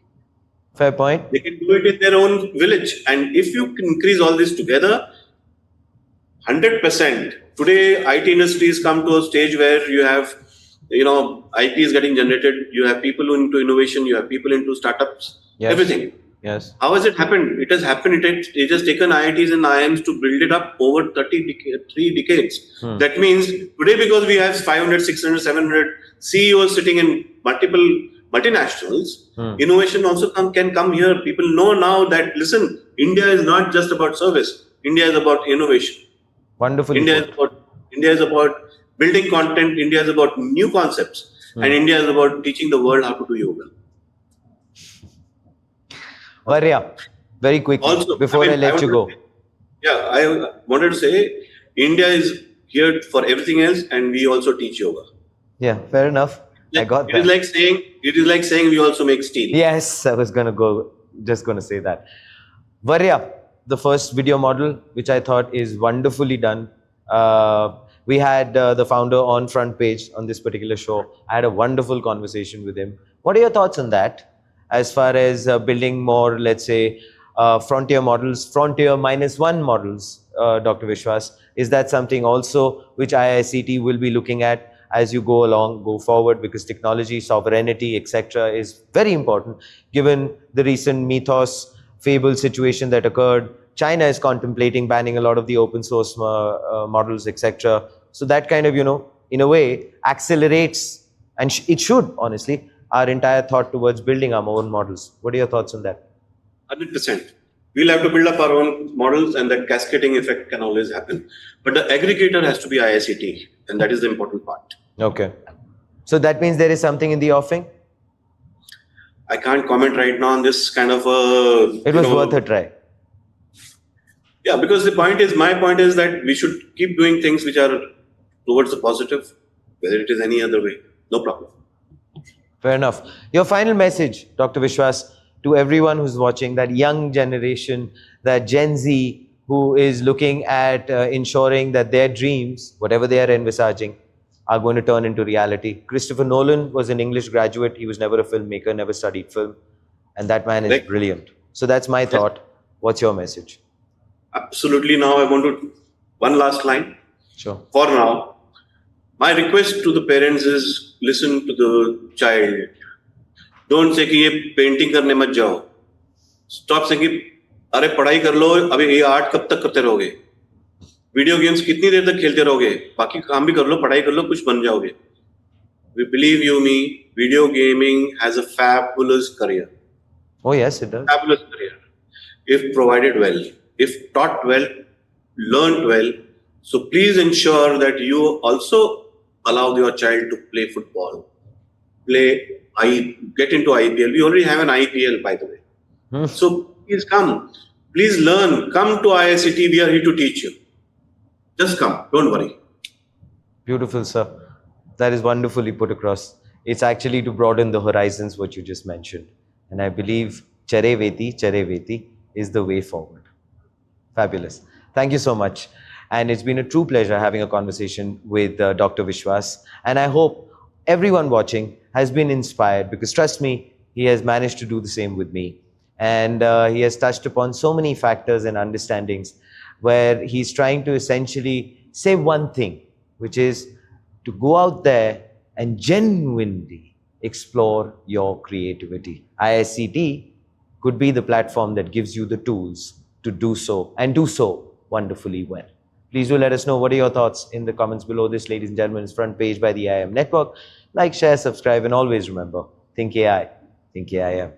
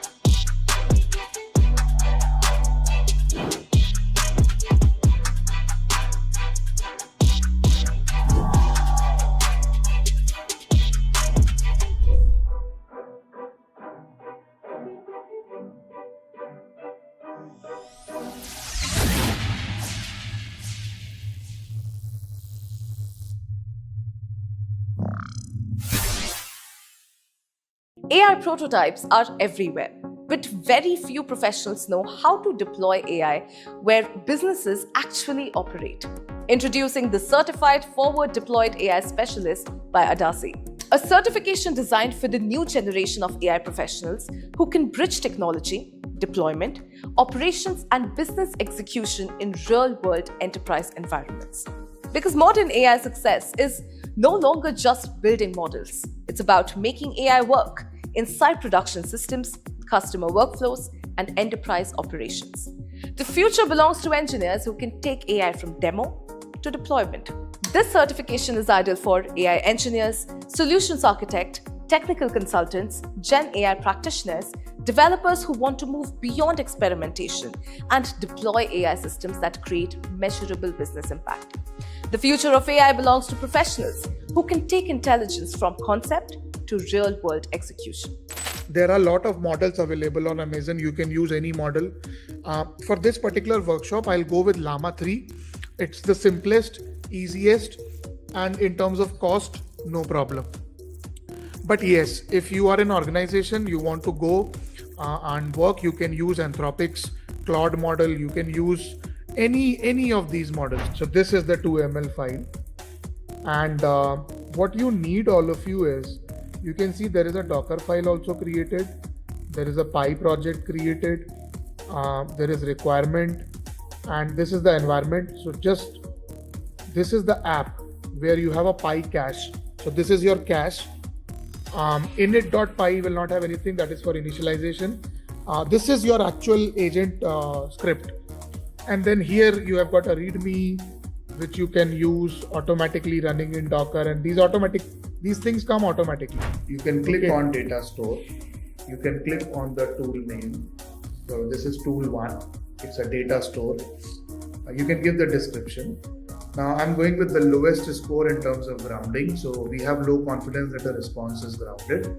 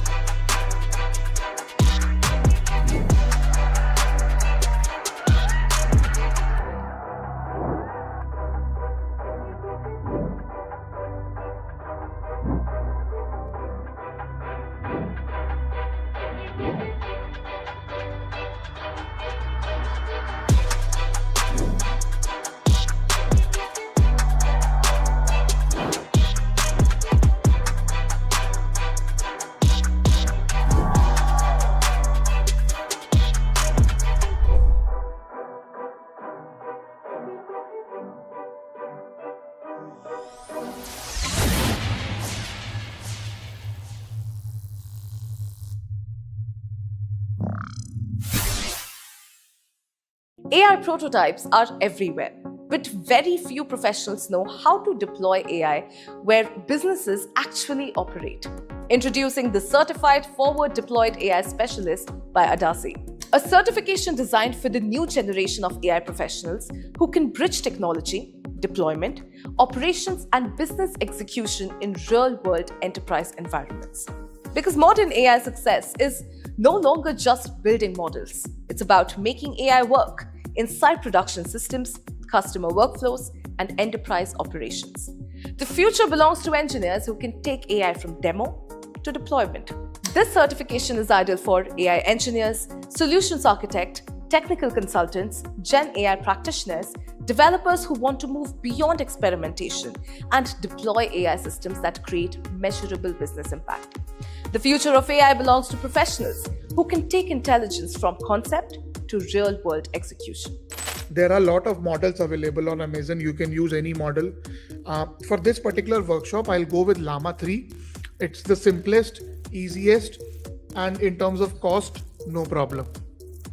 But yes, if you are an organization, you want to go and work, you can use Anthropic's Claude model, you can use any of these models. So this is the 2ML file, and what you need, all of you, is you can see there is a Docker file also created, there is a Pi project created, there is requirement, and this is the environment. So just this is the app where you have a Pi cache. So this is your cache. Init.py will not have anything, that is for initialization. This is your actual agent script, and then here you have got a readme which you can use automatically running in Docker, and these things come automatically. You can click on data store, you can click on the tool name. So this is tool 1, it's a data store. You can give the description. Now I'm going with the lowest score in terms of grounding, so we have low confidence that the response is grounded.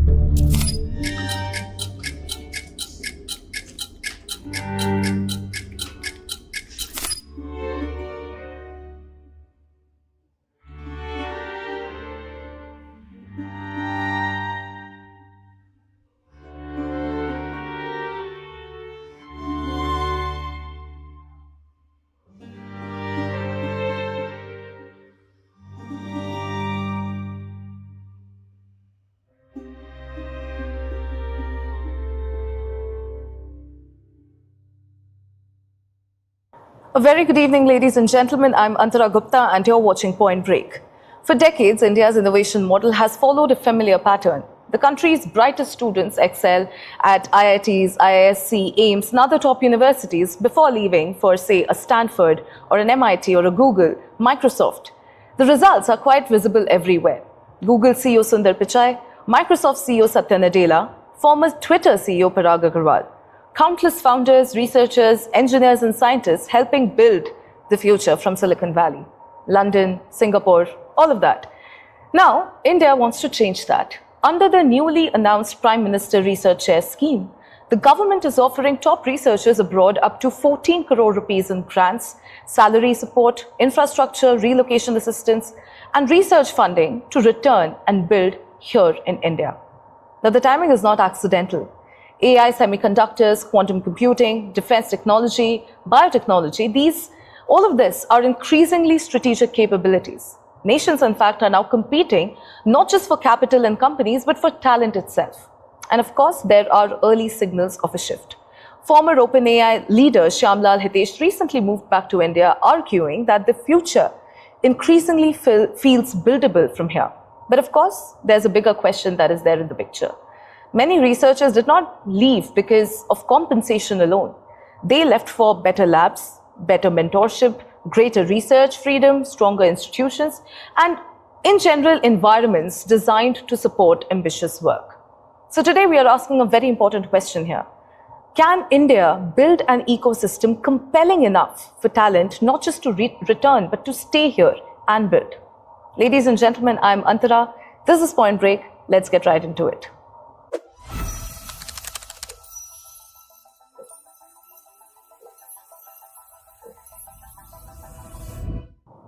Today, in fact, I have two guests with me who see this question from, I believe, very different vantage points. One, building a learning and talent platform from inside India, and one who has spent decades understanding how talent moves through the workforce. Dheeraj Sharma is the CEO and co-founder of Playablo.ai, a Bengaluru-based AI-powered learning management system that helps organizations build cultures of learning from the inside out. He has, in fact, seen firsthand what it takes to build and retain talent here in India and what drives people away. Dheeraj, it's an absolute pleasure to host you here on Point Break. And of course, my second guest today is Shantanu Rouge, who is the founder and the CEO of TeamLease at Tech, one of India's most important platforms at the intersection of education, skilling, and employability. A serial entrepreneur who has spent years thinking about the gap between the talent India produces and, of course, the opportunities that the country offers and what it would take to close it. Shantanu, it's good to have you here. Gentlemen, a very warm welcome here on Point Break. Let me start with a central question to both of you right in the beginning. India has been, I believe, losing its best minds for decades. The government is now offering a rupees 14 crore package to, bring researchers back. Would you say that this is the beginning of a genuine reversal, or are we solving the wrong problem with the wrong tool? Shall we go first? If you want to start, please. All right. Thanks, Shantanu. If you want to have first go, or you want me to? Go ahead. All right. So, Antara, I think it's a great question. I think several angles to the whole point of view. Is this the right policy? I believe absolutely spot on. Is this the policy that will continue to be in effect for a very long time to go? Absolutely not. Because like any other the product innovation cycle, you come up with something and then keep improving upon it. So is 14 CR the right amount? And I believe the amount starts as low as 1 CR and goes all the way up to 14 CR, depending on the seniority of the person coming back. I think there are lessons to be learned from other geographies. I think China had something called 1,000 talent program. There are several angles to that wherein we can learn from that. Now, maybe PMRC is the right place for us to begin with, but it's important that we learn from whatever roadblocks we come with and keep improving on that. Now, are we expecting this to bring in 1,000 or 10,000 PhDs back to India from US? I think that's the wrong question. The question is, can we bring in even 100 people who can each create 1,000 jobs each through their pieces, right? The other part to the whole angle is, can we retain people over here? And I think the connotation of the entire question is, should we build walls so that people don't go back? And I think that's the mindset we need to change. What we need to think of is, can we build a magnet and not a wall? Can we build that environment over here? And obviously, as we go along, we'll talk a lot more about it. There is there's a culture angle to it, there's a bureaucracy angle to it, there's a capability angle to it, right? So all those will have to be addressed. But it's a great first step, and I'm going to double thumbs up from my side. That is the way to start, and we go ahead and improve as we go along. Certainly. I believe the ecosystem in general has to be more favorable. I of course, I also, and Shantanu, before I move on, do you want to add on to that? So, Antara, I think you have been using the right words. You said that it's largely an ecosystem challenge that people are trying to solve by going abroad. What people get when they go abroad in terms of researchers, they get a great academic playground where they can actually play around with the ideas. They get great mentorship, industry, academia, connectivities, networks, funding, labs, all of these things as people looking for from a research perspective. Look at this entire thing from numbers, right? India happens to be the 4th largest PhD producers in the world, just after US, China, and Germany. We produce anywhere from 25,000 to 35,000 PhDs every year. Not everybody is a great quality though, but from numbers perspective that it is. But India's, if you look at the type of investment that go to R&D, India spends less than 1% of its GDP in R&D, whereas countries like US spends about 3.8%, China spends upwards of 2.5%. So if you look at it from a perspective, I think we are not doing enough. Just no knee-jerk reactions like this possibly may not yield the type of results that we are looking for. Creating a research ecosystem is a marathon. It takes time. It takes patience. It takes perseverance. It takes continuous and sustainable commitment by the government and policy stability. If you bring all of this put together, it takes time for people to be able to create an ecosystem like this. If you look at the best research universities in the world, MITs, then Stanfords, the Cambridges of the world, MIT became MIT after 160 years. Stanford became Stanford after 140 years. Cambridge became Cambridge after about 7 or 8 centuries. Indian research institutions like the IITs and the IICRs of the country today are just a few decades old. I think we'll need a lot of patience, a lot of investments, and creating the right type of a system where research can actually thrive. Only when we do this, I think we'll start seeing some sort of a great result. Absolutely, Shantanu. Thank you for that. In fact, I also want to push on that, because I believe the money question and the ecosystem question are actually two separate problems that we keep conflating, right? And also, every major innovation, I believe every major innovation economy experienced significant talent outflows during, periods of development, be it South Korea, be it Taiwan, be it China, be it Israel. In each case, talent eventually returned with capital, networks, expertise, and global experience, of course. Now, the outflow was not the end of the story. Perhaps the real question, I believe, is not whether India can stop brain drain, what you were just talking about, but whether India can convert brain drain into brain circulation. Shantanu, my next question again is to you. You have spent your career at the intersection, I believe, of education and employability here in India. Do you believe that brain drain actually is a national failure, or would you call it a normal stage of development that India is perhaps now ready to move past? Shantanu. I don't think I'm very concerned about the brain drain. I think, as you rightly said, many countries have seen this, and I think it's an open door policy. Every single developed country is going to attract the brilliant minds. That's going to happen. The important thing that every country needs to check is whether I am connected to the talent which actually went out from here. Am I creating the right type of infrastructure, right type of circumstances for those people to come back, return, and find fruitful, engagement within the country?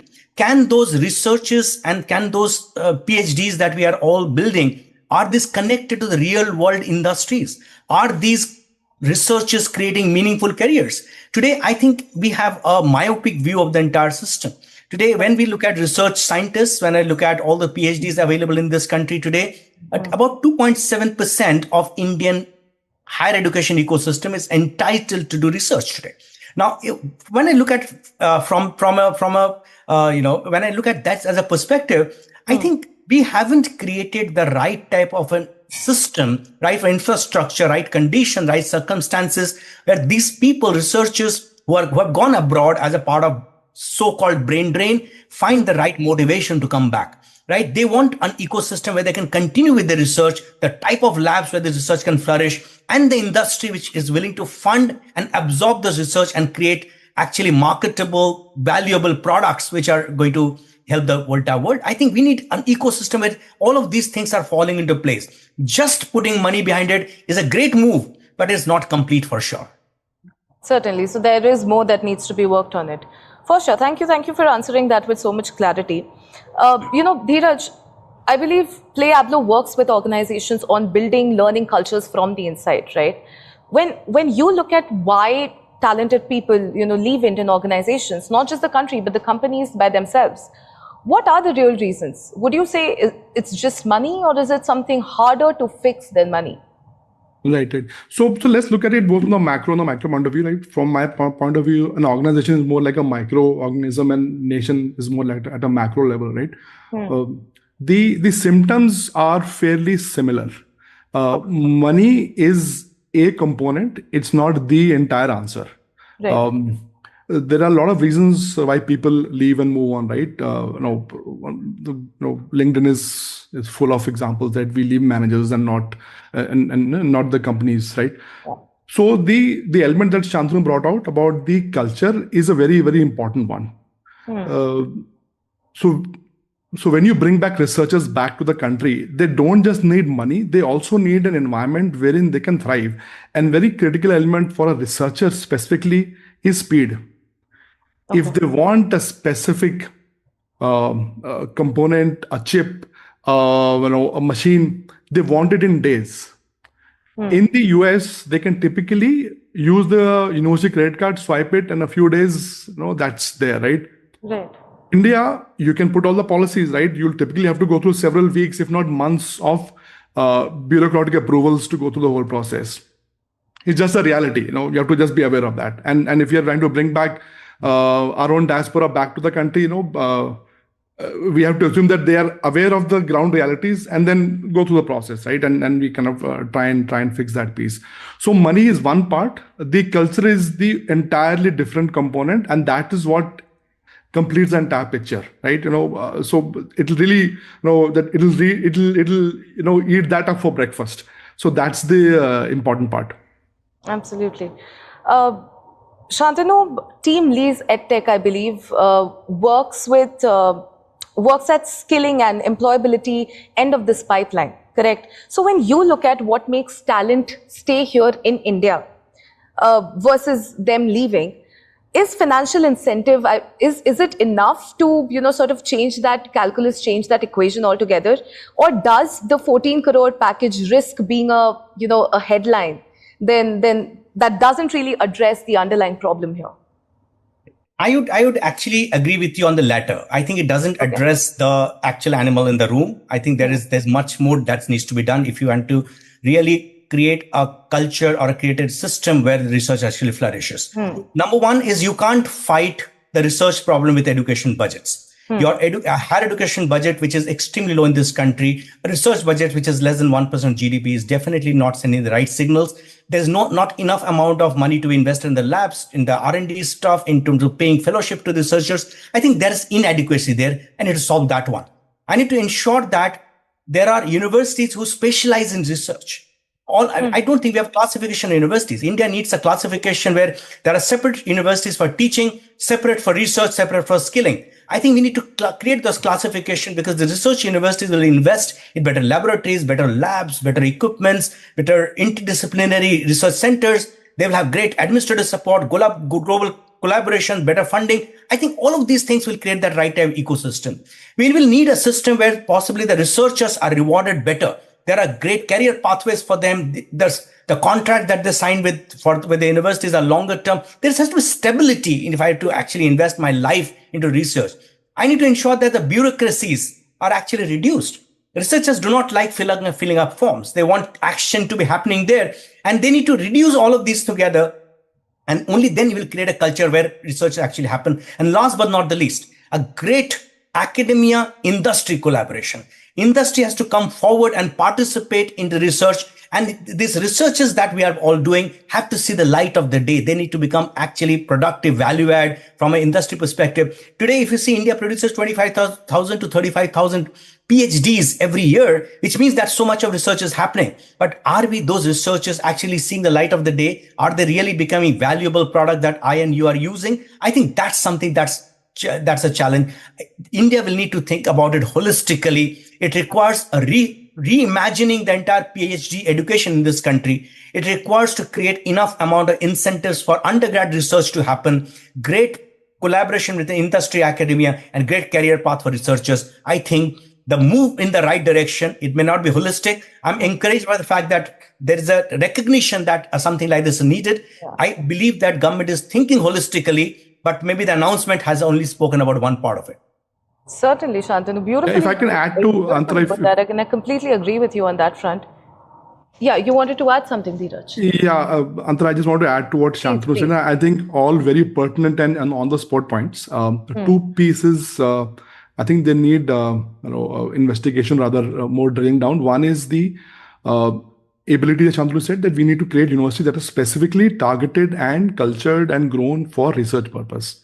Now, when you bring in an external, US educated Stanford PhD back into that ecosystem, the ground reality will be that that person will have to work with the existing workforce in that university.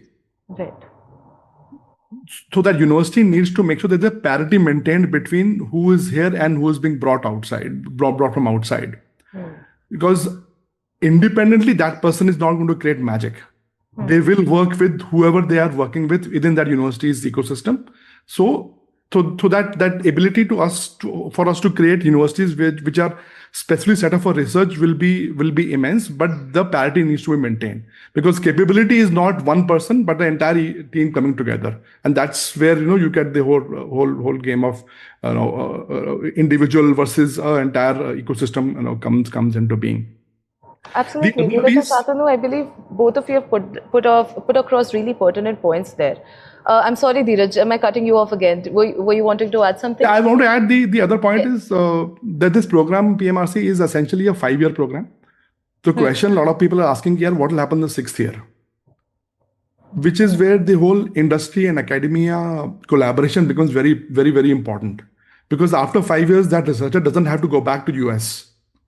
They can very well be accommodated within the industry. And if the industry has been closely collaborating with the government and with these universities, there is an immense amount of wealth and employment opportunity waiting to be generated. So absolutely spot on. So that question of the 6th year needs to be very addressed head on and not kind of ignored. Kya dekhenge baad mein. Absolutely. Absolutely, Dheeraj. In fact, I want to sort of build on top of that. The Prime Minister Research Share Scheme, offers some of the largest research packages India has ever announced, right? Up to rupees 14 crore in grants, in salary, relocation assistance, infrastructure, research funding. That by itself is a serious number, yes. But researchers rarely, choose destinations based on compensation alone, like we were just discussing. The world's best researchers, I believe, consistently prioritize research freedom, infrastructure, talent density, access to collaborators, speed of execution, like you very correctly pointed out, and of course, institutional support. So the question is whether India is solving that problem right now. Right, Dheeraj, in fact, you have built a platform specifically around learning and talent development inside organizations. From that vantage point and from that experience, how important is compensation relative to the research and growth environment? And can India, compete with, say, a Stanford or an MIT or DeepMind or OpenAI on factors that actually matter to a world-class researcher? All right. So you talk about compensation again. So, like I said, I'm drawing a parallel here. Absolutely, yes. Absolutely. And a fair question, right? Because somebody to leave a tenureship in Stanford or MIT and coming back to, let's say, IIT Bombay or ITBHU, right?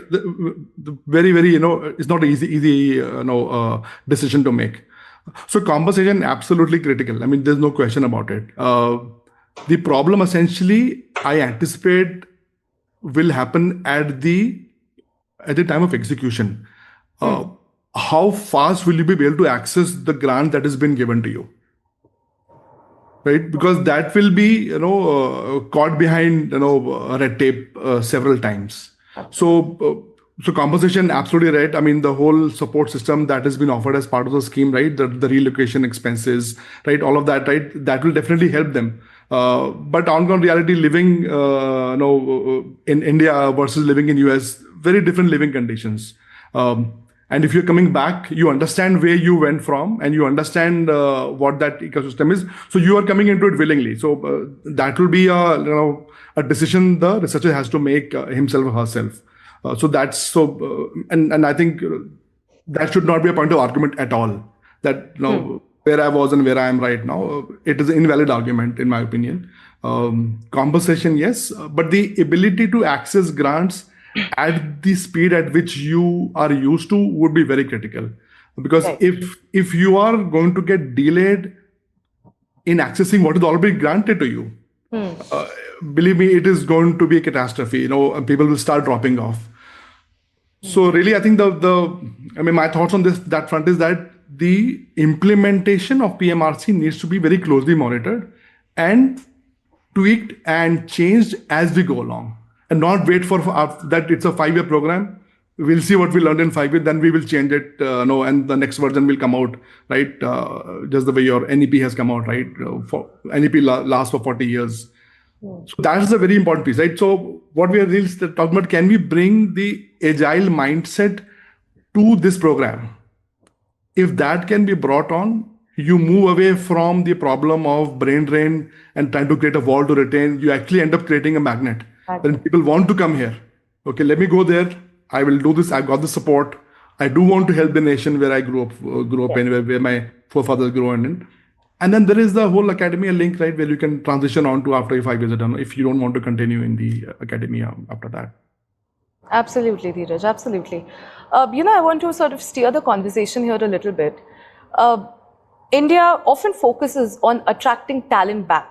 But perhaps the more useful question is, why did they leave in the first place, right? And the factors that came up repeatedly is limited research funding, slow procurement cycles, administrative burden, faculty shortage, weak industry-academia collaboration, and fewer frontier research opportunities, of course.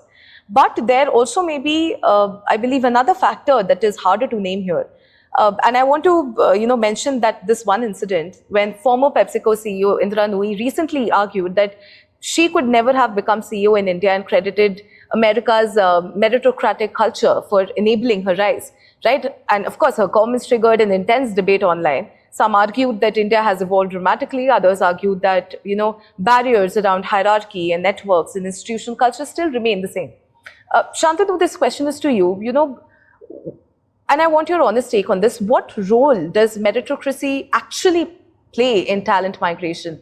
Do you believe India's best researchers and professionals genuinely feel they can, rise purely on the basis of talent, or do you believe there is still a sense that opportunity by itself is not equally accessible?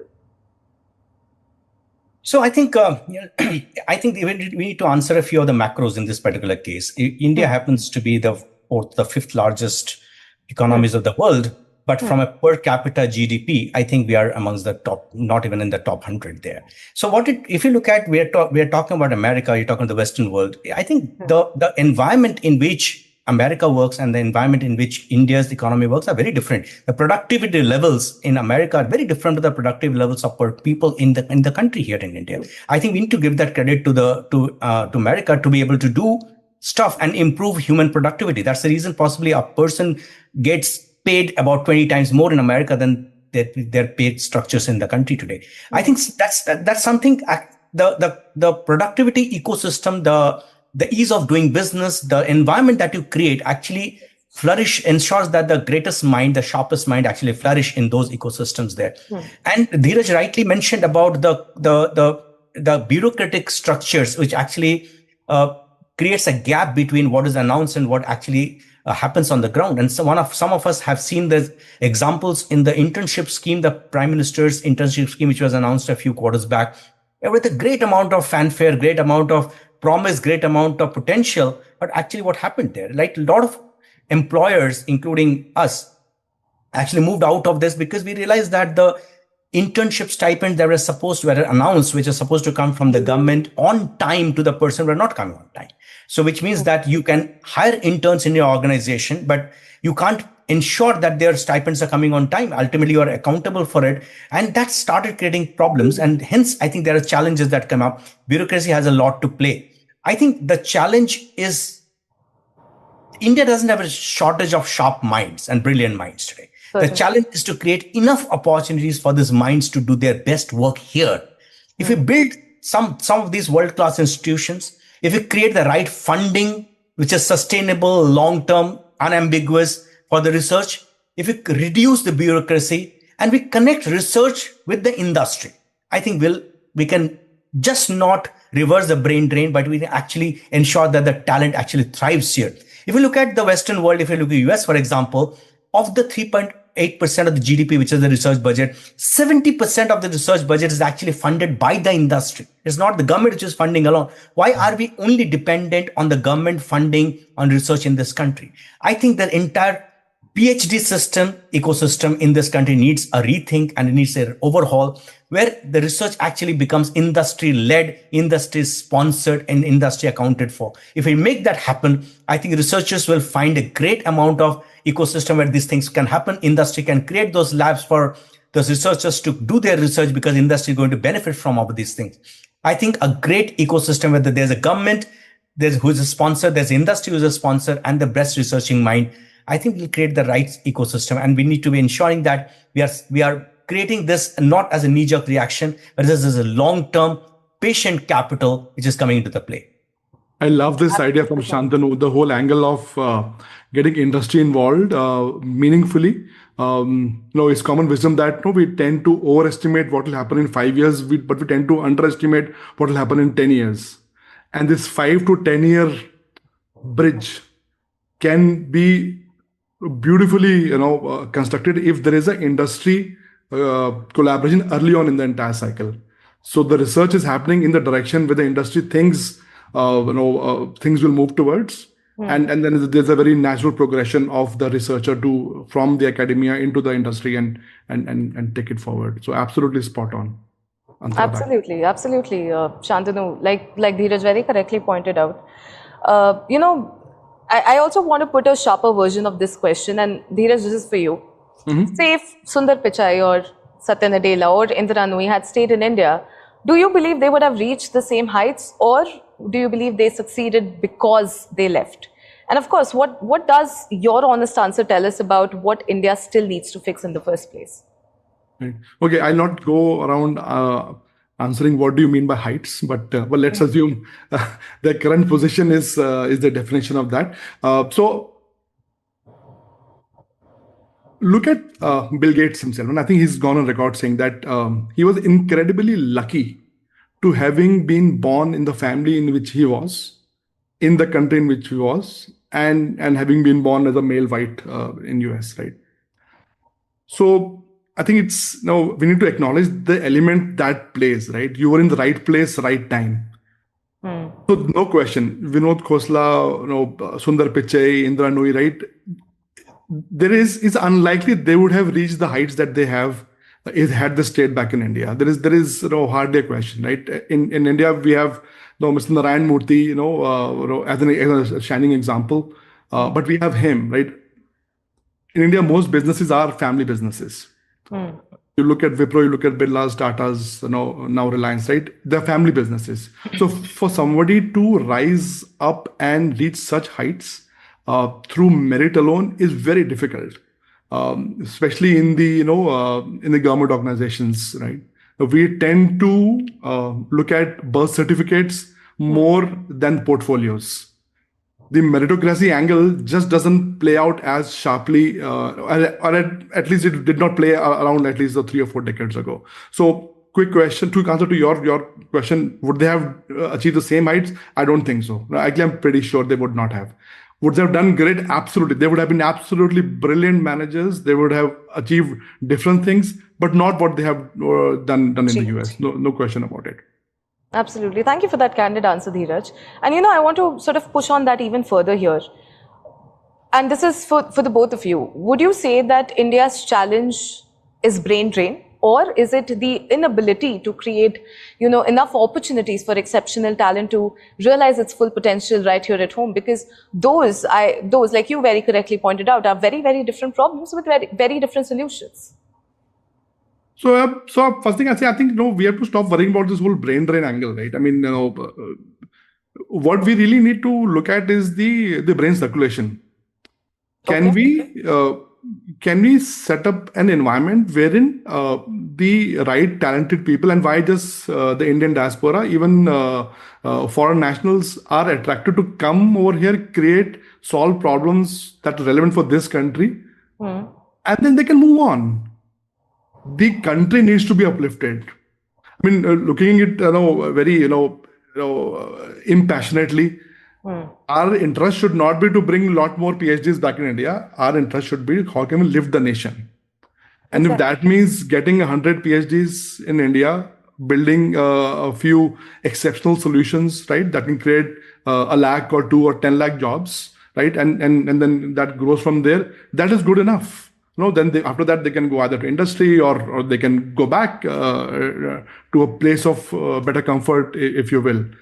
So we should not really worry about that piece. And remember, right, we are attracting them because that person went from India, went to other US or Western Europe, right, and they've learned stuff that they could not have learned here. And we are valuing that. Now that learning needs to come back to our nation, help solve our problems, and help the nation move forward. And I think that's the mindset that we need to have at large, and not really worry about brain drain. That's really a wrong problem, if you ask me. Okay. I would also ask this to, I would also like to sort of push on to this. While you say that brain drain is not exactly a real problem, while that is, I believe, a very reassuring argument, brain circulation assumes that, talent would come back, right? What if it doesn't? What if the circulation, is actually a one-way street like it is for most of the people, and they leave, they build, careers abroad, and they build great careers abroad for that matter. But what if they never end up coming back? What then? Well, PMRC is a step in the right direction. It is opening up opportunities. I'm so sorry, Dheeraj, I'll have to interrupt you there. I'm not able to hear your audio. Could you just repeat once again? Okay, am I audible now? No? Can you hear me? Yes. Much better, much better. Yeah. Okay. Shall I go ahead? Yes, please. I'm so sorry for the interruption. Please continue. No problem. That's right. Yeah. So I think the question was that what if brain drain doesn't stop, or there is no coming back, right? People continue going abroad and settling there and forever, right? It's a hypothetical question. However, to change the movement of any flow in any direction, right? And if you don't like the flow, if right now the flow is from India to the US, for example, right? And we say, I don't like this flow, I want to change the flow back to India. You have to look at it, you have to change the environment. If you don't change the environment, things will continue the way they are, right? PMRC is a step wherein it is attempting to change the environment. Okay. Right? And I think I alluded a little earlier that if we are targeting 1,000 PhDs to come back to India and we only have about 100 or let's say even 10 people, right? We need to then analyze, okay, why did only 10 come? And why did these 10 come? And can we build on that? So the question should not be us becoming doubting Thomas's, what if it will not happen? Something will come out of it. There will be some success stories, there will be some failure stories. And can we learn from them? And can we tweak that piece, tweak the process, and then take the peg forward? And I mean, it's easy to doubt that, but there's never an answer, right? I mean, you'll only know once you've taken the step and then move forward. I mean, you look at China's model. I mean, the 1,000 Talents program. There are stories there. They've done that. It's actually worked for them. So we have to believe it will work for us in certain level, and then we'll build on that. But the process needs to start. Absolutely. You first start it. You'll figure out, because you can't have all the answers. I mean, as entrepreneurs, Shantanu and I and hundreds and thousands of us in the country know that you will not have all the answers on the day one. Hell, you will not even have on the 100th day or even the 10th There'll be year. hits, there'll be misses. Yeah, absolutely. You'll have to take decisions on what you know and then move forward. Yeah, I believe the risk by itself is also very important. We need to take that leap. We need to take that leap of faith. Thank you, Dheeraj, for answering that. The history of innovation suggests that talent follows institutions, right? Researchers move towards places where they can do their best work. MIT, Stanford, Cambridge, Bell Labs, DeepMinds. But great institutions do more than just provide infrastructure. Right? They create cultures where talent can actually thrive, and that is regardless of your age, your background, your ethnicity, your hierarchy, or connections for that matter. Right? I'm going to go back to the Indra Nooyi debate, which raises a very specific question. When talented people look at India, do they see a system where, the best ideas and people consistently rise to the top, or do they still see structural barriers that make global institutions more attractive? So Dheeraj, again, I want to ask this to you. Play Ablo is fundamentally about building learning cultures inside organizations. Would you say that could a world-class institution exist without world-class meritocracy? And are India's organizations, not just research institutions, but companies, corporates, the places where talent actually works, are they optimizing for excellence, or are they optimizing for seniority? Sure. Thanks, Andra, for asking a question from that angle. And I'll quote from our experiences working in this space. So the quick answer is absolute no. If you do not have the right infra, the right mindset, the right strategy to build meritocracy-based organization, you would not be able to rise. There is no question about it.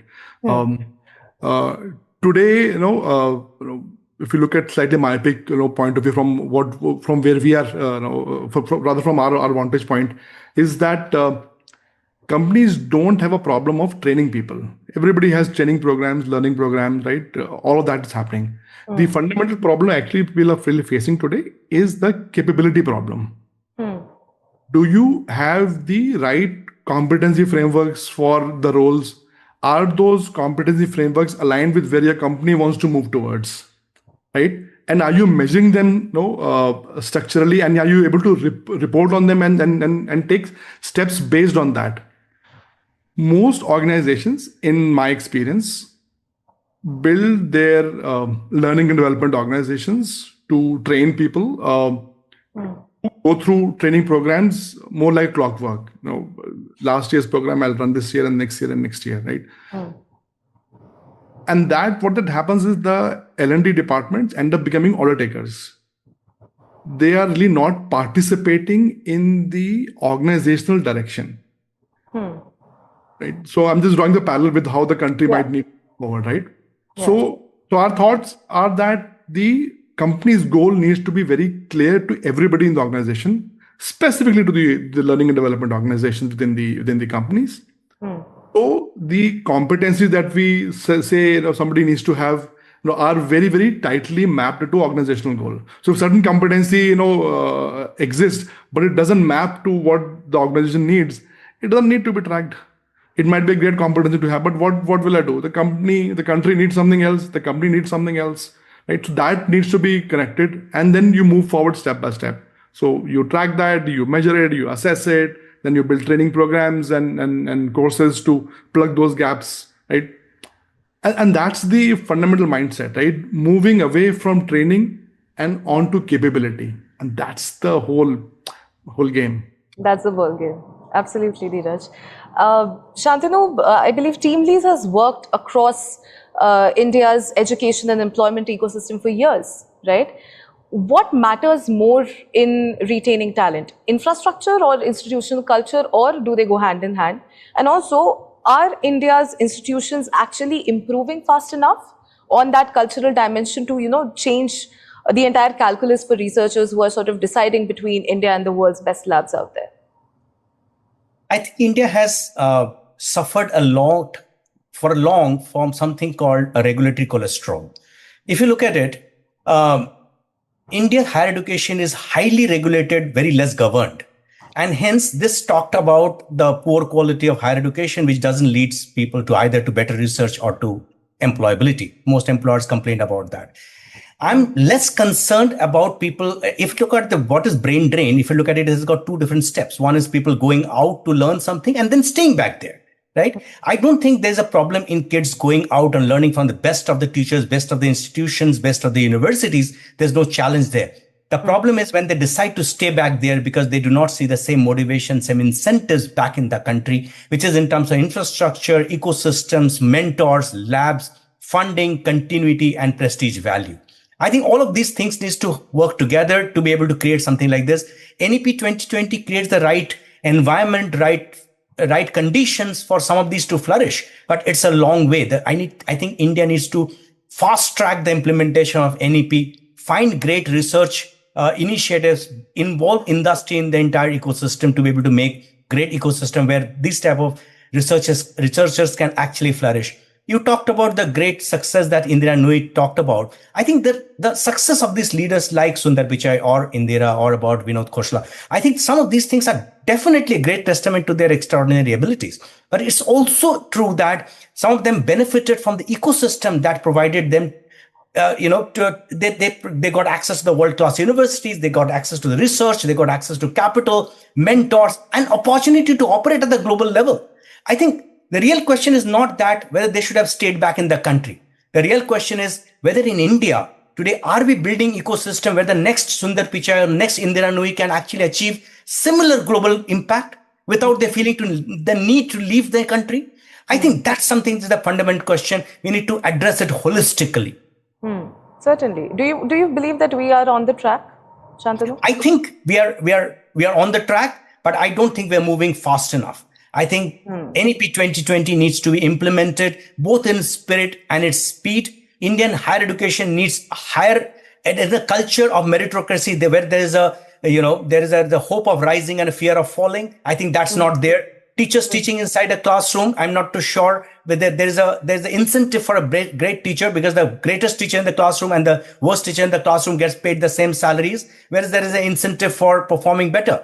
I think some of these things, the culture of meritocracy, which is there's a as I was telling you, there's a hope of rising and a fear of falling has to come across. And there is to be accountability for teachers who can't lead their students to outcome. Only when they start happening, when they start removing the complacency from government funded institutions, we do not care about this learner. I think we'll create the right ecosystem where some of these things will flourish.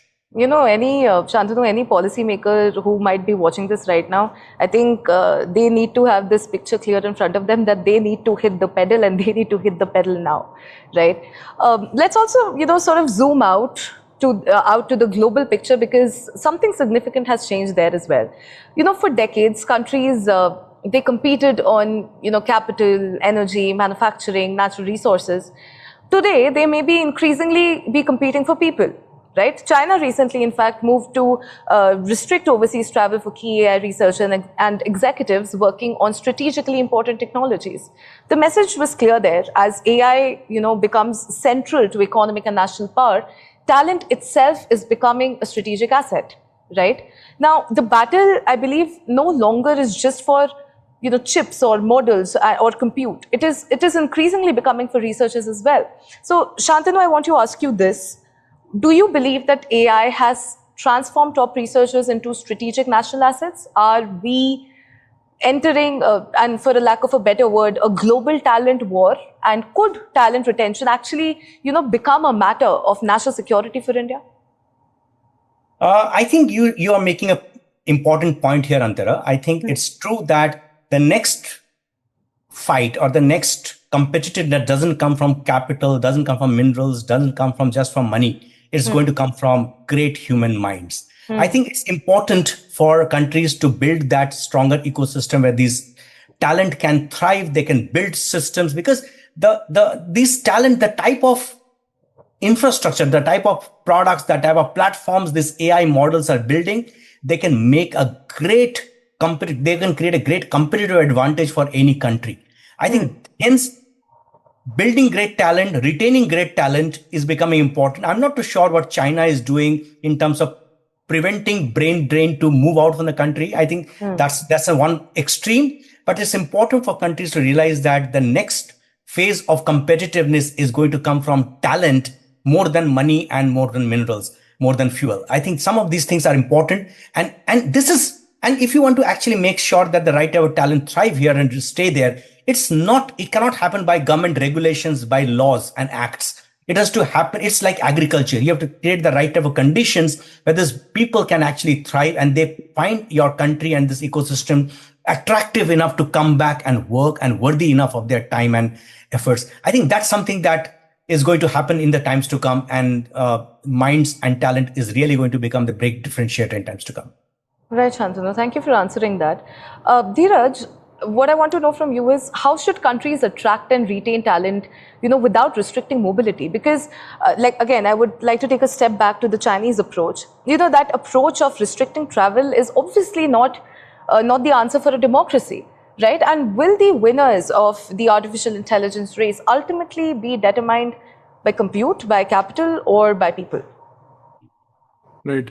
I think the answer to the last question is a combination of all three. That's fairly obvious. But let me look at this from a slightly different angle. Innovation fundamentally needs exceptional ideas that are executed. Now, the question is, where do exceptional ideas come from? So these great or exceptional ideas fundamentally come from the combination, merging, clashing of competing thoughts, ideas, ideologies, opinions, and then something comes out of that piece. We've seen it happen at our workplace. We've seen it happen at our colleges, at our families.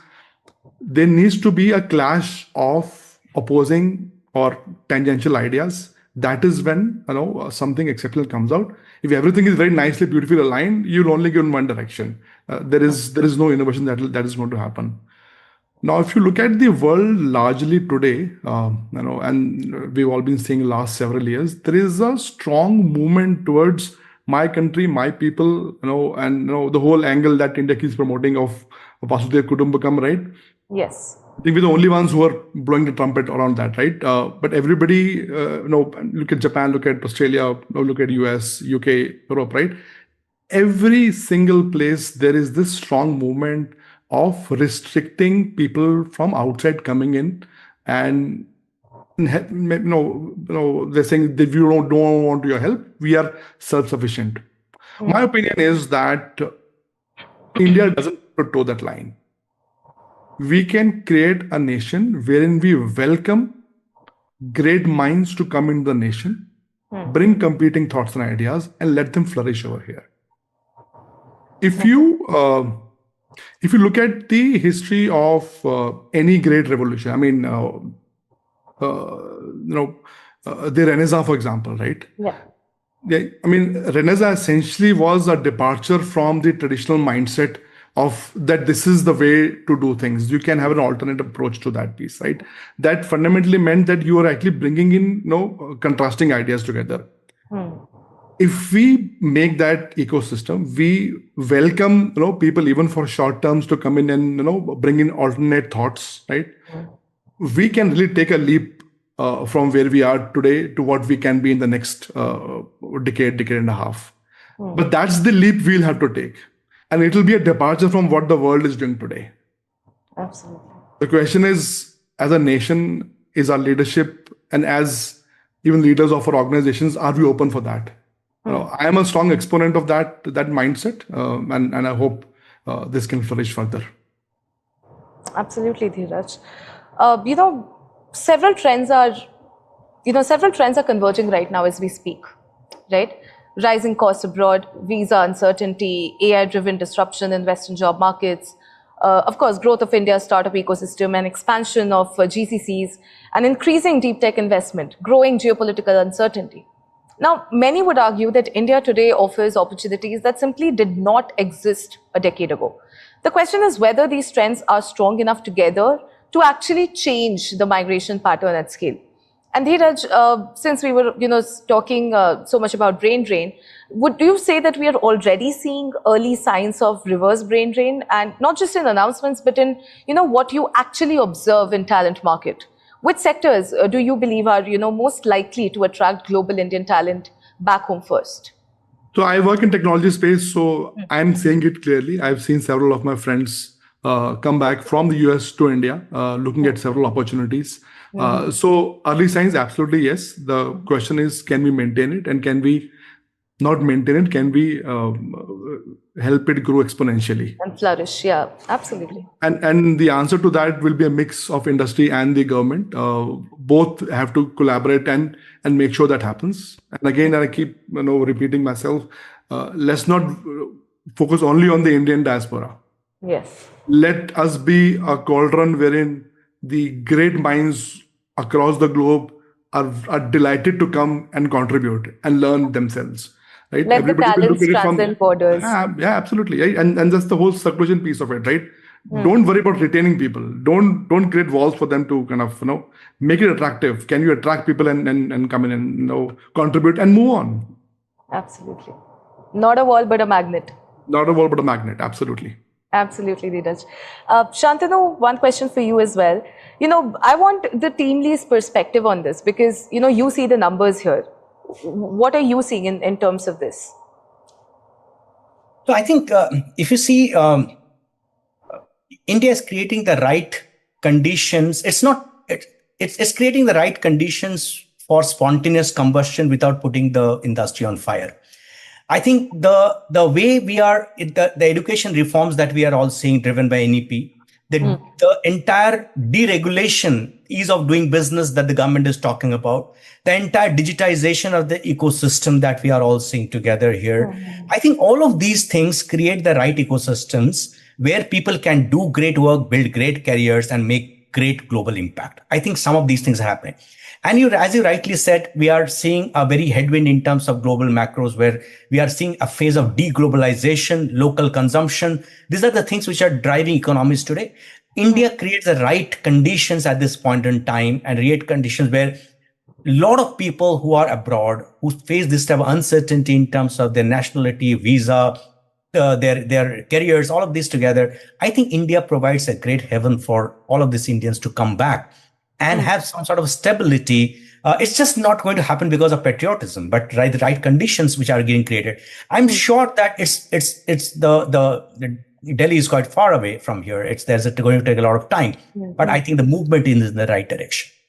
Absolutely, Shantanu. Another question that I want to ask you here is, would you say India could become, say, a net importer of a high-skilled talent, say, over the next 2 decades? And what would success actually look like? Is it 100 researchers returning or 10,000? What is the number that actually moves that needle? So I'm not too sure whether India needs to or should become a net importer of talent. We have all been talking about India's demographic dividend. We talk about the youth workforce of the country. I think our India's success will lie in our ability to train and skill this workforce to become a great talent pipeline for the industry. If we are being able to do that, if we can, through our reforms in our education system, the skilling network, ease of doing business, and ensuring that entrepreneurship in this country flourishes, I think some of these things will ensure that we are creating the right conditions where a lot of these people who will find India a great place for them to build their careers. I think we need to, it's as Dheeraj also rightly said, it's an organic process. You can't drive this by regulations. You have to create the right conditions in which these minds will feel like coming back to the country. I think the movement is in the right direction. It's early days. It has just been a decade for this new government that they have been working around some of these things. Most developed countries have spent multi-decades to build something like this. But I think the movement is there. We need to increase the speed of adoption, speed of ease of doing business. And I think we'll see a new India. Absolutely, Shantanu. Dheeraj and Shantanu, this has been an enthralling conversation. And of course, in the interest of time, we'll have to sort of wrap the question. But before I let you both go, one final question. And I want like a direct answer from the both of you. Dheeraj, my question first to you is, say, if a young Indian researcher graduating from MIT or Stanford or OpenAI today has the freedom to build anywhere in the world, what would actually make them choose India? Not the grant, not the rupees 14 crore. What is the real answer? What would be the ideal situation where they are actually coming back to India and they are actually building something for themselves and the country in general? I'll skip the composition part of it. Freedom and speed. Freedom and speed. Can they build freely and can they do it fast?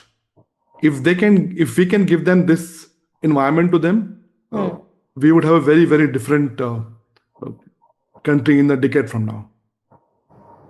Okay. All right.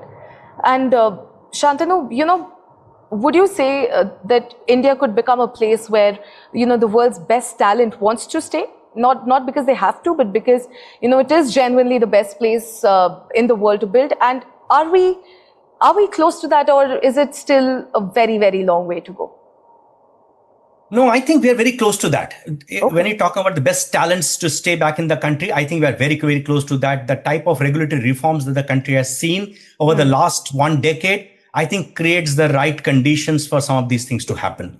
The way if you look at the growth of Indian economy, which is driven largely by domestic consumption, talks about the opportunities in this case here. That type of changes that the government of India has brought in terms of the tax reforms, the digital ecosystem, the Skill India initiatives, all of these initiatives talks about a progressive growth mindset and resolve by the government to be able to create a Viksit Bharat by 2047. I think we are in that direction at this point in time. And I'm very hopeful that we are going to achieve what the government is.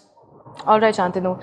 Shantanu and Dheeraj, thank you so much. It's been a very enthralling conversation, a very fascinating one at that. And in fact, to whoever is watching us right now, to all the viewers who are watching us right now, the 14 crore grant is certainly a signal, I would say, right? It tells the world that India is serious about this, but the signals and ecosystems are different things, and signal alone is not enough. The researchers who left did not leave because of one variable, and they won't return certainly because of one variable either. So what today's conversation, gentlemen, has made it very, very clear, is that real work is not in the announcement. It's not in one single policy change. It is in the institutions. It is in the culture. It is in the meritocracy and the conviction really to build an environment where, ambition doesn't really have to travel across borders to find its ceiling. So ladies and gentlemen, whoever has tuned in right now, thank you for watching. I'm Antara. This is Point Break. We'll see you again next time.